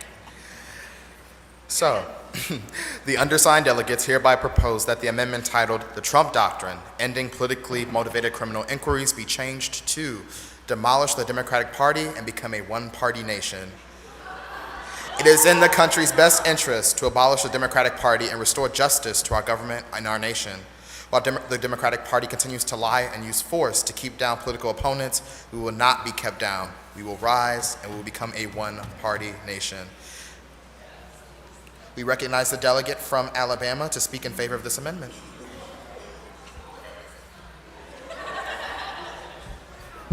Sorry, I got a little confused. Okay, so as stated in the party platform document that he just said, but I'm going to repeat it so you all hear it. The Republican Party wants to clean out corrupt lawmakers and politicians, clean the injustice from the federal government, and reestablish honesty and accountability to the highest forms of government, which is why we should focus on demolishing the Democratic Party. For far too long, we've let these Chinese sympathizers run amok, corrupting the democratic process. Trump still won and should be in office right now. Democratic propaganda is silencing American voices and bringing this country to ruin. Our Republican lawmakers have nothing but the country's best interests at heart. Choosing not to place our faith and trust in them implies a lack of trust in our country itself. Transitioning into a single party nation will strengthen our national unity and reinforce our cherished traditional values. We're Republican. We bleed red, not blue. God bless. We will not hear any opposing arguments. Hello, everyone. As much as, is this on? Okay. As much as I can't really stand our Democrat friends, some of them, especially if they go by the name of Mallory, she's annoying. I have to say this from a logistical standpoint. And maybe this is because I am in fundraising, okay? But we gotta be real about this. We gotta think about the business of this party. Look at our emails and sorry not to get hot button here, but where do we raise our money? It's in the anti-Democrat stuff, okay? That's just the reality, folks. We do need them, because we need to hate them. Well, okay, maybe not that. Don't quote. Take that off the record, please. We just need them to raise money, okay? That's what raises money is people don't like them, and that's just how we raise our money. So, I mean, I'm with you, sister. I don't really like them. Probably getting to time, but we just need them from a fundraising standpoint. That's where I'll leave it. I am keeping on the record. And we will hear from our last supporting party. Hey, y'all, my name's Chris from Georgia. I figured I was from Georgia. I might as well get the accent. I'm absolutely in favor of this, by the way. I would say that especially right now, our two-party system is so apart from each other, they're so polarized, that you either support a full right wing or you support a full left wing. If we get rid of one of those, then we have to be in the middle. There is only one. And I think that everybody would, at that point, have to vote for the people that they want based on their ideologies and what they believe in, not just what party they're in. And that's it.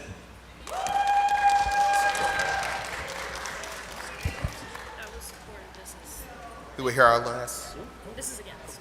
We will hear our last opposition. All right, y'all. We need to stop this anarchy that's going on right now. Now, don't get me wrong. We Republicans are the superior party. But we have been a two-party system for over 100 years. And we need both sides when we're going this way, or we're gonna start a civil war, and we don't wanna do that. We need to be able to have two voices from two different parties and be able to discuss these things maturely. And then from there, we can be able to discuss these issues. Now, don't get me wrong, I don't know all the hocus pocus that's going on in that Democratic Party, but there are some benefits. I mean, we need something when it comes to the money for this government, and so the Democrats will be able to help us. And so here's my suggestion. We keep moving forward, we stay with our two-party system, and that way we'll get things done what we need to. Thank you. I just want to quote Mr. Smithers from The Simpsons about the Canadians. Why, Simpson, the Canadians, they look like us, they talk like us, they may be around us right now. If you think about it, as long as we have the Democratic Party, we know where they are. We will now call this to a vote. So sorry. Will you keep it under 20 seconds? Yeah, sure. Go ahead. I was just going to say that we should not forget who are the good guys here, and it's Republicans. So I think demolishing the Democratic Party will make us no different from the dictatorships around the world, and it will be like a full chaos, and we should respect the freedom of choice and freedom of speech in our nation. What would be the best solution, in my opinion, is that we should move to a multi-party system. Security. Security. Thank you. We will now call this to a vote. All those in favor of demolishing the Democratic Party and becoming a one-party nation say aye. Aye! All those against?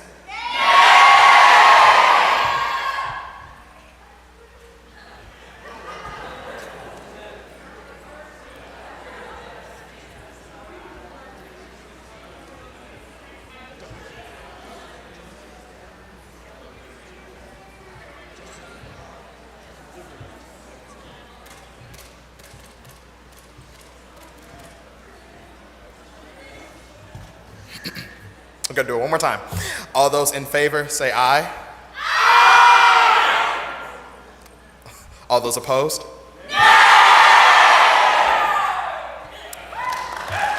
The amendment fails.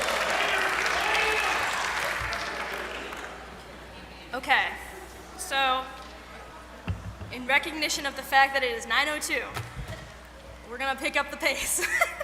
So, the next amendment that we have is titled, United We Stand, Divided We Fall. And this amendment proposes the merging of North and South Carolina. And this comes from the chairs of North Carolina. So you may speak your piece. Thank you. My fellow patriots, the United We Stand, Divided We Fall Act aims to target a great redundancy in our beloved country that has hindered our progress for years. That's right. I know you're thinking it. I'm talking about how unnecessary it is to have two Carolinas.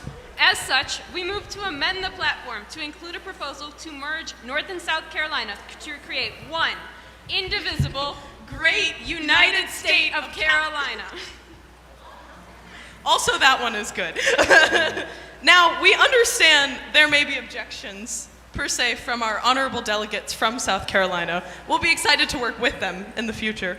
To calm any doubts, I encourage a thought exercise. Try to think of a meaningful difference between North and South Carolina. Couldn't do it? That's because they don't exist. We must remedy this and create a more united front as one. I know, the question on everyone's mind. What in God's good name will we do with the extra star on the flag? Our great state proposes we replace that star with a smiley face to promote joy and positivity to be associated with our country.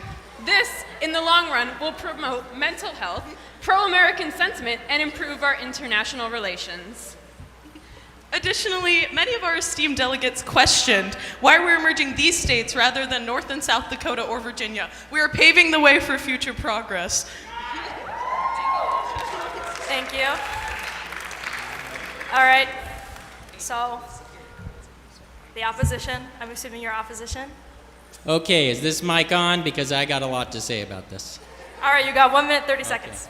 This is an absolute outrage. The state of South Carolina, the great Palmetto State, will not stand for this injustice. It is an outrage to do this without consulting our great state. Furthermore, an act of changing and merging of states requires the approval of both state houses, then the federal government through Congress, and that is something that will not happen, right? The state of South Carolina will not allow this injustice and mockery of insulting our great history and traditions. The legacies of South Carolina are deeply rooted in our history. We stand for our state sovereignty. What is the Republican Party without the 10th Amendment and protecting states' rights? It is an outrage to propose that you eliminate a state. Thank you. Okay. And in support? Oh, very much so. Okay, go ahead. Friends, fellow delegates, if there is one phrase that has been on our minds collectively throughout this entire mock convention, it's probably been Democrats suck. But if there has been a second one, it has been complexity. What better way to eliminate complexity than by eliminating states? Combinations, compromise, collectivity, these are the things that we should be doing in the best possible way to avoid communism but bring about unity. This is a brilliant notion. Why, we should be eliminating states all over the place.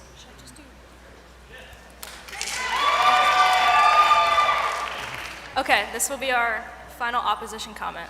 So go ahead. Let me be very pragmatic about this. We're going to lose 2 senators in the House, in the Congress. I mean, we're the Republican Party. We're just going to forfeit 2 of our senators just like that. Come on. Also, we have a state's right to just exist. That'll be it. Thank you. Okay, at this time, we're going to move forward with a voice vote, just to be cognizant of everyone's time. So all in favor of this amendment, say aye. All opposed, say nay. This amendment fails. Nice try, North Carolina.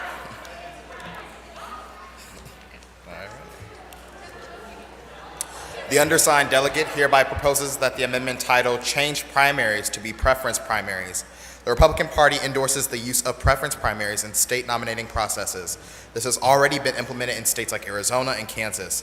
A preference primary is not a direct election. Instead, it is where voters give preference for who they want nominated for their party's presidential candidate.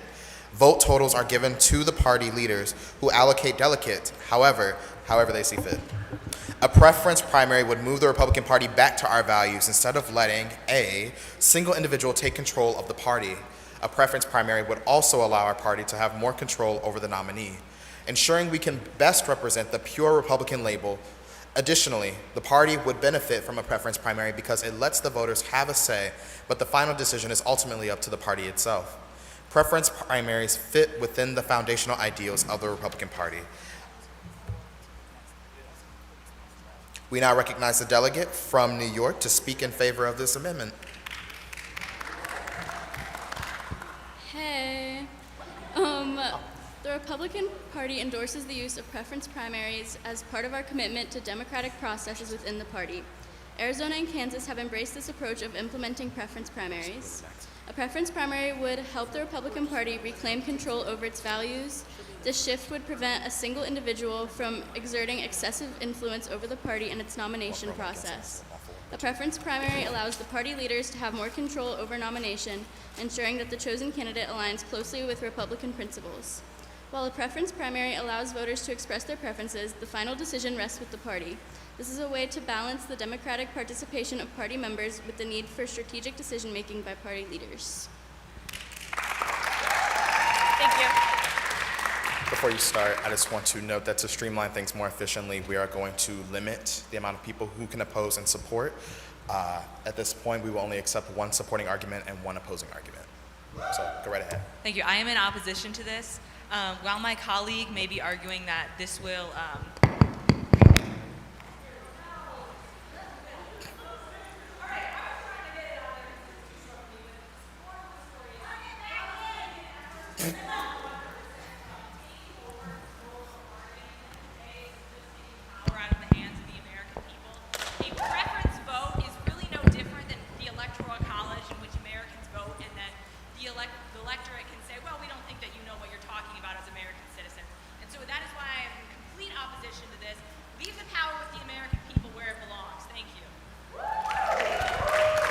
Thank you, Delegate. We will now put this amendment up for a vote. All in favor of changing primaries to be preference primaries, say aye. Aye. All those opposed?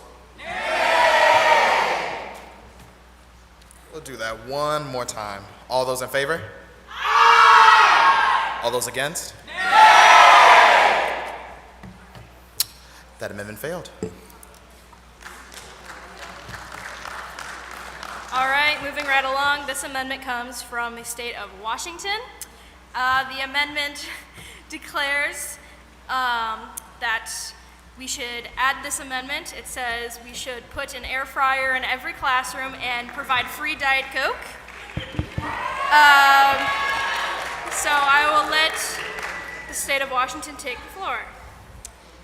Good evening, everyone.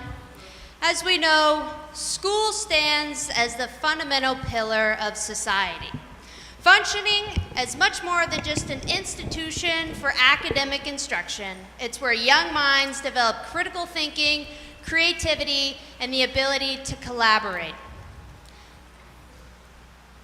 As you know, I'm going to cut this down, we are developing future leaders of the free world.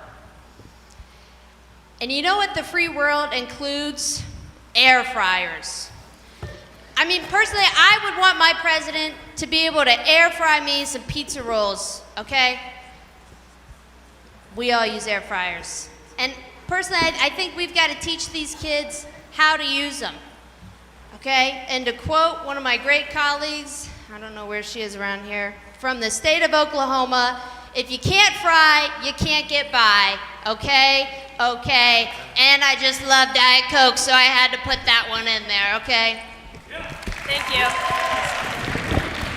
Okay, and we will hear the opposition argument. I am opposing. And here is why. Because our tax dollars are already going towards paying our teachers. We honestly pay them way too much. So, by doing this, we will have to raise taxes, and more of our taxes will go towards buying these air fryers and giving out free Diet Cokes. I think that's too much money. That could be going towards things that matter more, like our military. God bless our America. God bless our veterans. Thank you. All right, we're going to move to a voice vote. All in favor of this amendment, say aye. Aye. All opposed, say nay. Nay. This amendment fails.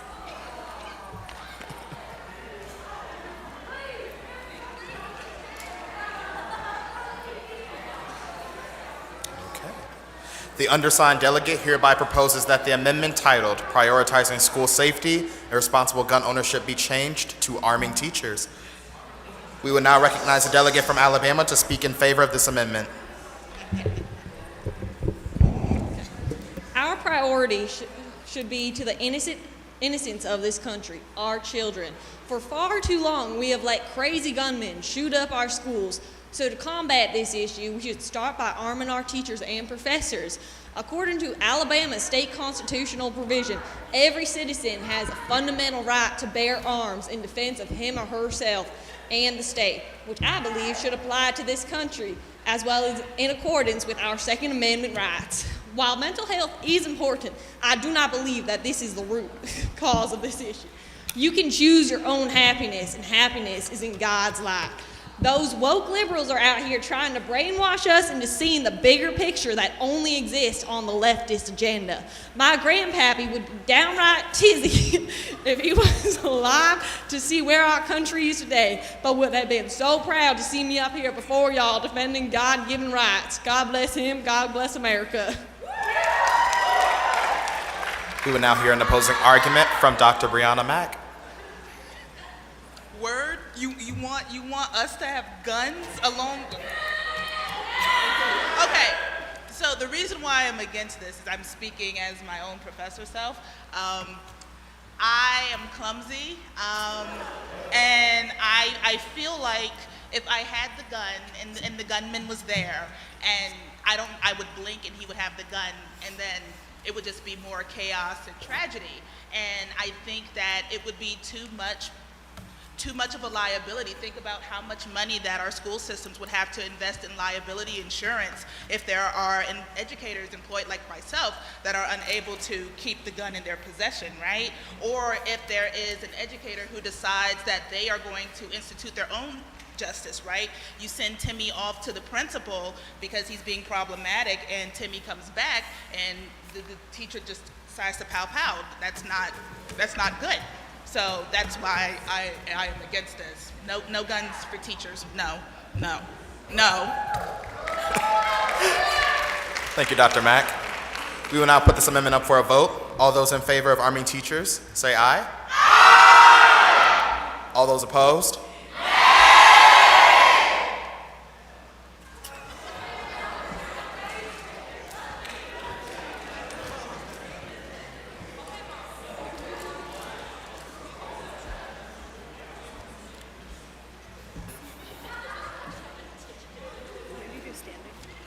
We are now going to put this vote up to standing. So all those in favor, please stand.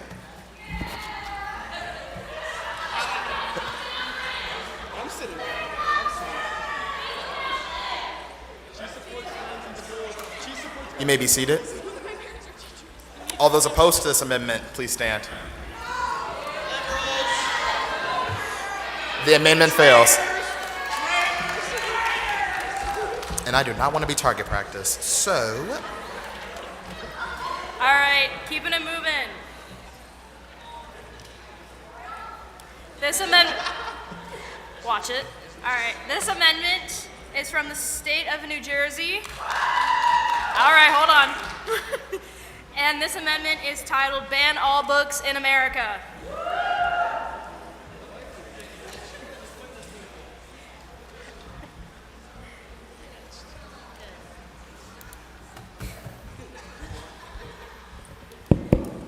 Hey everyone, so I'm here obviously in support of this bill, and I'll tell you why. Because it's actually here in our platform. Listen to this.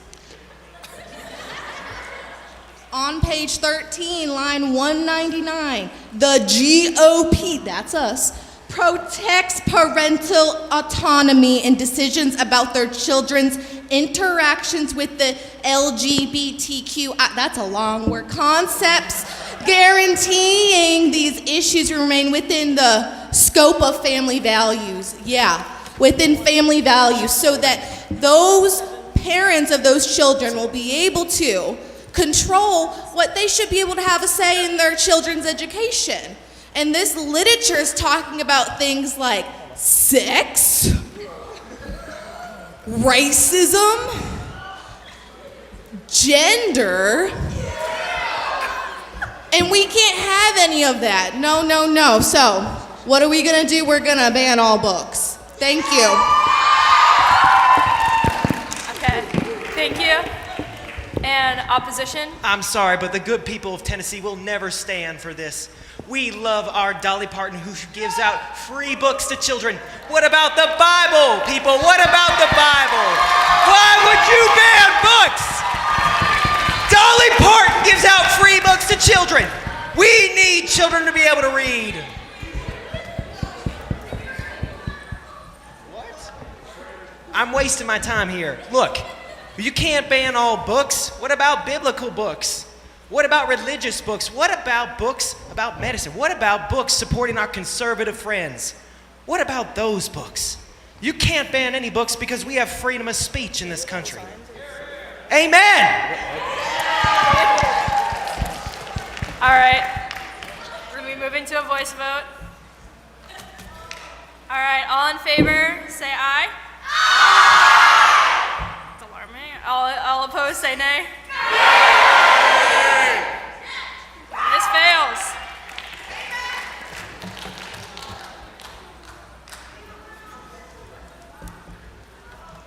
The undersigned delegate hereby proposes the amendment titled Felons Return to Suffrage.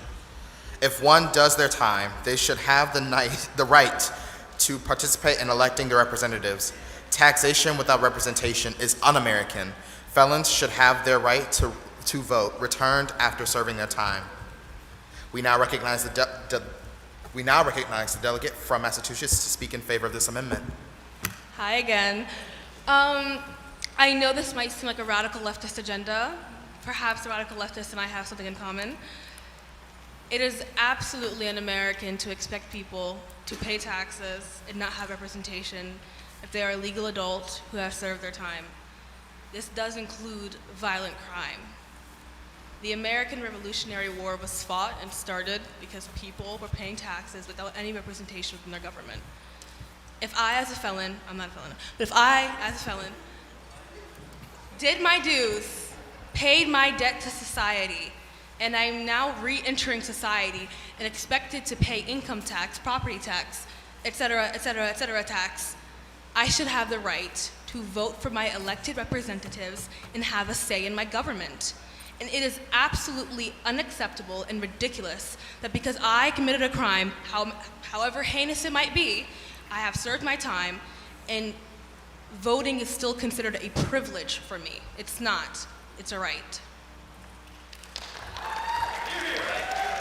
We will now accept the final opposing argument. You know, there's a really good saying that I think fits for this situation, and it is, you smelt it, you dealt it. And I think if you do something, you should probably face the consequences. And if we can't let crazy Joe Biden run our country, some people make crazy choices committing felonies. And I don't know if, they should be allowed to vote afterwards. So at the end of the day, you smelt it, you dealt it. No voting for you, pal. Thank you, Delegate. We will now put this up to a vote. All those in favor of felons returning to suffrage, say aye. Aye. And all those opposed? Nay. This amendment passes.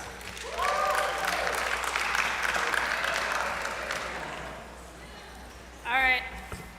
The next amendment comes from the state of California, and it is titled Age Restriction for Office Holders. And in their amendment, they propose, it is important that we acknowledge that at a certain age, our representatives no longer understand overarching issues. Oh God. Anyone older than 70 years old should no longer be able to run or hold political office. Withholding office, age is a large factor when considering legislation about long-term issues like climate change. In order for these issues to be taken seriously, there must be a restriction on the age of our future representatives. And I will let the state of California pick up on that note. Yeah, get the old people out. No offense, sorry, but I feel at a certain age, when old office holders vote on issues like climate change, they don't care. They're not gonna be there when it affects all of us here. So why not just get them out as a whole? I think this connects to the competency conversation we had with Biden. Joe Biden is old, and Trump is old too. So why not just get them all out? I'm over it. They're too old for me. I'm young, they're old. Period. Thank you. And we'll take the opposition comment. I would argue that eliminating a major portion of the population is actually not at all in the spirit of representation. Furthermore, studies have shown that Americans are living longer on average, and this will be especially true for my generation, Gen Z and millennials, who have grown up with vaccinations, with healthier foods, with fluoride in the water. Like, we have grown up in a system that is aimed at furthering our own life. I feel like limiting our own ability to serve later on in the future is only dangerous. Thank you. They can still vote, just not run for office, that's all. All right, we'll move to a voice vote. All in favor of this amendment, say aye. Aye. All opposed, say nay. Nay. This fails. Hey, we're trying to get y'all out of here. Alabama is, you're on a roll. I'll say that. The undersigned delegates hereby propose that the amendment titled Preserving the Sanctity of Life be changed to Making Abortion Punishable by the Death Penalty. Okay. We now recognize the Alabama delegation. Okay, I've wanted to, okay, so I think that life is a very sacred thing that should be cherished and cared for. So I believe that those who partake in the killing of babies should be met with capital punishment. Every single person has a right to life, and by forfeiting the life of a baby, an innocent being that cannot defend itself, you are forfeiting your own life. So, God bless America. God bless Alabama. Roll Tide! We will now hear from the opposition. You know, I'm a proud member of the GOP, but you know, I have to say, everybody, I am in favor of women's rights to choose. I would love to make a funny comment, but I mean, come on. That's all I have to say. Also, you know, I feel like it might be fiscally responsible to be in opposition of this amendment. I will not elaborate.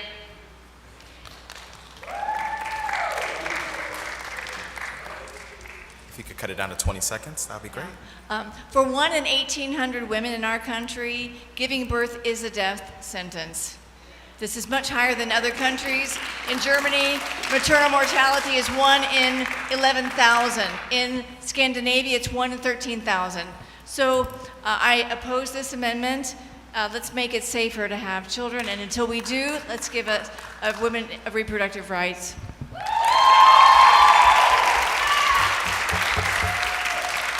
And with that, we're going to put this amendment to a vote. All those in favor, please say aye. Aye. All those opposed? Nay. This amendment fails.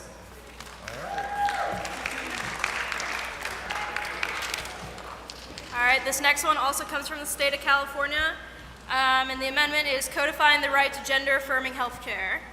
I'll give a brief overview of what they wrote, if your delegate is still here. Yes? No? All right, we'll make it work. Across the country, state legislators are seeking to ban medically necessary health care for transgender youth.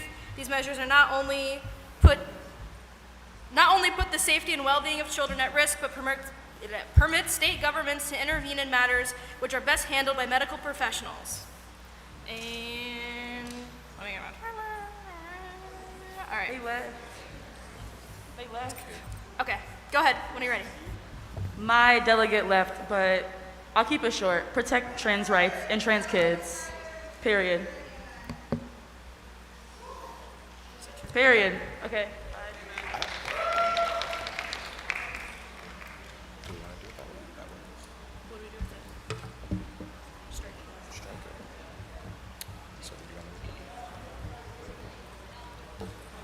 In light of the sponsoring delegate being absent from this proceeding, we are striking this amendment. So with that, the undersigned delegate hereby proposes that the amendment titled Reforming the Electoral College. The Republican Party endorses the reformation of the Electoral College. The party supports requiring all states to allocate elected roles in the same way as Maine and Nebraska. The system would call for 2 electoral votes to go to the statewide winner, and the rest of the votes to be allocated to the winner of their respective districts. This congressional district method offers a more fair vote allocation system, utilizing a mix of winner-take-all and proportional allocation. We believe the reform would better represent the United States citizens in the Electoral College and encourage more people to vote. We now recognize the delegate from New York. Okay, so as Tim mentioned, we are proposing support for reforming the Electoral College. Now, this is not the typical reform that people think of. We do not want to abolish the Electoral College. We understand a lot of people do not want to do that. This system would require states to follow what Nebraska and Maine do, which is basically a mix of winner-take-all and proportional allocation. We believe that this would not only up voter turnout and cause voters to have higher faith in our system and want people to vote, but this would also support not only the voters, but Republican candidates as well. If there is a majority blue state and we have a Republican county or Republican district, that Republican district can still get that vote for president. It would not just be completely thrown away, and for that reason, we want to enact this. Thank you. We will now hear the opposing argument. She's from a liberal state. Let's keep that in mind. Also, that's a lot of work. Don't really feel like doing it. And also, we've won 2 elections since the 21st century without the popular vote. Let's keep it that way. Bush and Trump, you know. Bless. I ask that you keep your comments to 20 seconds. Wait, what? To 20 seconds. Okay. Yeah, no, I'm also in disagreement. You know, we've lost the popular vote. I think the past 6 elections, but we've won like a decent amount of those. So, I mean, I don't think there's any changes that need to be made. So, that's it. Thank you. We will now put this up to a vote. All those in favor of reforming the Electoral College, say aye. Aye. All those opposed? Nay. That amendment fails. Okay, the next amendment comes from the state of not California, my bad, state of Texas. Oh, thank you for keeping the energy up. All right, and this amendment is titled The Choice for Succession. And their comments are, if the federal government does not properly protect the rights and sovereignty of states, then these states with adequate support from outside states should be allowed to secede from the union for their own safety. And you may go whenever you're ready.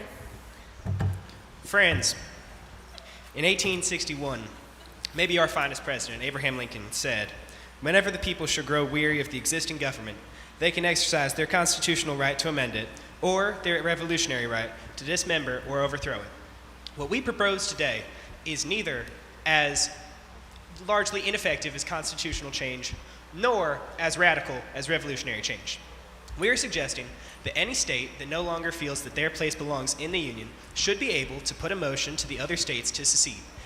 If 2/3 of the states support, then they should have the constitutional right to leave the Union if they are no longer being properly protected by the federal government. I'm thinking about this specifically from the state of Texas, wherein our border is dangerously open. But this can apply to any state that no longer feels protected by the federal government. Thank you. Thank you. And the opposition comment? You know, we are truly one nation under God. Let me repeat that. One nation. And I personally, I find it disgusting that there's even an idea that you want to leave the greatest country on earth. I mean, I can't even finish that sentence. It makes me want to vomit. Honestly. I mean, it's actually, and to do this late in the night, you want to bring up leaving the greatest country on earth and you want to call yourself a Republican? Rats. I smell a rat. Thank you. I do have one last thing to add. Okay. It is a slippery slope. Where does it end?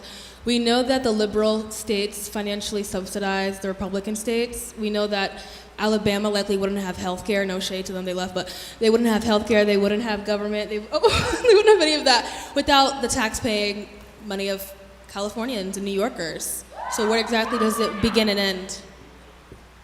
Okay, thank you. And we will call this to a voice vote. So all in favor of this amendment, say aye. Aye! All opposed, say nay. Nay! This passes.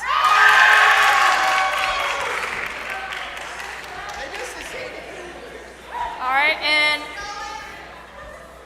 we're going to let Dr. Mack take the stage.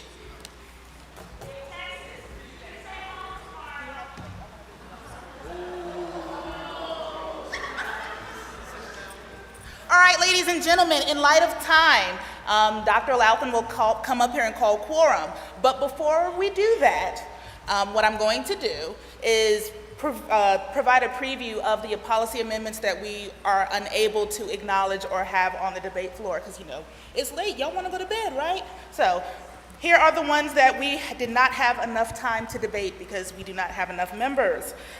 So from the great state of Oregon, Darrell W. Perry Amendment. In agreement to the commitment of the GOP's principles of individual liberties and government, issued license to drive a motor vehicle such as a car pickup shall be abolished. Equal education access. We must acknowledge people of certain racial and ethnic identities, as well as ascertain as well as certain countries of origin, have been historically discriminated against, hindering these groups from receiving higher education. Therefore, we should take racial and ethnic identity into account during college admissions to try our best to level the playing field for all. Children Protection Act in entertainment and media. Ensuring no children are exploited on platforms like YouTube or TikTok by means of specifically, but not limited to, family YouTube channels. This adheres to introducing a set of protocols when launching channels that involve children, making sure that they are in line with child labor laws and protection laws. Reforms to primary calendar schedule. We already talked, no we didn't. The current nomination calendar prioritizes Iowa and New Hampshire, two states with relatively low populations and demographics that do not reflect the whole of the U.S. We propose naming 3 states ahead of Iowa and New Hampshire into the nominating process, specifically Nevada, Florida, and Maryland. These states have higher and more diverse populations compared to Iowa and New Hampshire, respectively. The RNC recognizes the developing demographics of the nation and to stay in line and striving to be the premier party that represents the nation's core values. We must take into action allowing states from all regions and walks of life into the nomination process when it counts. The next one, universal gun waiting period. Universal gun waiting period. I'm sorry, I can't read. Next one is removing all references to DEI and ESG. Any public funds may not be used to support any DEI initiatives. Any publicly traded companies may not use any criteria of environmental, social, and governmental in the process of their businesses. Eliminating background checks for firearms. The GOP will recognize Americans' rights to arm themselves and defend against the enemy through their Second Amendment rights. Any bureaucratic restrictions on our rights, like background checks, are no longer valid. Protecting healthcare privacy. No individuals, regardless of circumstance or conditions, will be denied access to medical abortion services. Public funds will support the practice on equal footing with other taxpayer-sponsored medical services. The American Protection Act. In the event of a secession of the state of Texas from the Union, immediate funding for a border wall will be distributed in order to keep illegal Texans from invading the Union. We're going to make them pay for it. Question the input of DEI programs. Strike DEI programs that undermine the very essence of equity. Going onward, imagine 2 runners, one fast and one struggled. DEI programs often introduce a space for fear and censorship. Open topics are often discouraged and branded as microaggression. Another ranked choice voting, recognizing the impact of the FDA, including, but here's the truth, the government regulations haven't reduced foodborne illness to be struck from the platform as it bears no basis in fact. Then we have the raw milk amendment. Strike existing language in lines 398 and 399 and replace with raw milk needs to be relabeled to unpasteurized milk and contain a warning label from the various bacteria that milk may contain and the potential harmful consequences. This will help arm consumers with knowledge to make well-informed decisions about whether raw milk is right for them. And then the last one we were unable to talk about was moving to a national primary day. The Republican Party endorses the use of a national primary. The current primary system has caused a lot of confusion, which has led to poor representation of a majority agreement. The current process deteriorates voter turnout and voter confidence in the final results, especially in states that participate in later primaries. This is why we believe that we should move towards a national primary system. This change would include all states voting in primaries on the same day.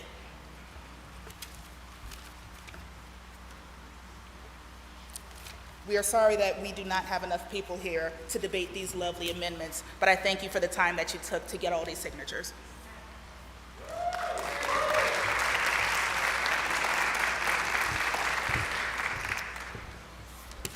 Whew. So who's tired? Jeez. All right. Well, I'm glad to announce the convention is in recess. We will resume again tomorrow morning at 9:15 a.m. and breakfast will be served in the lobby starting at 8:30 in the morning.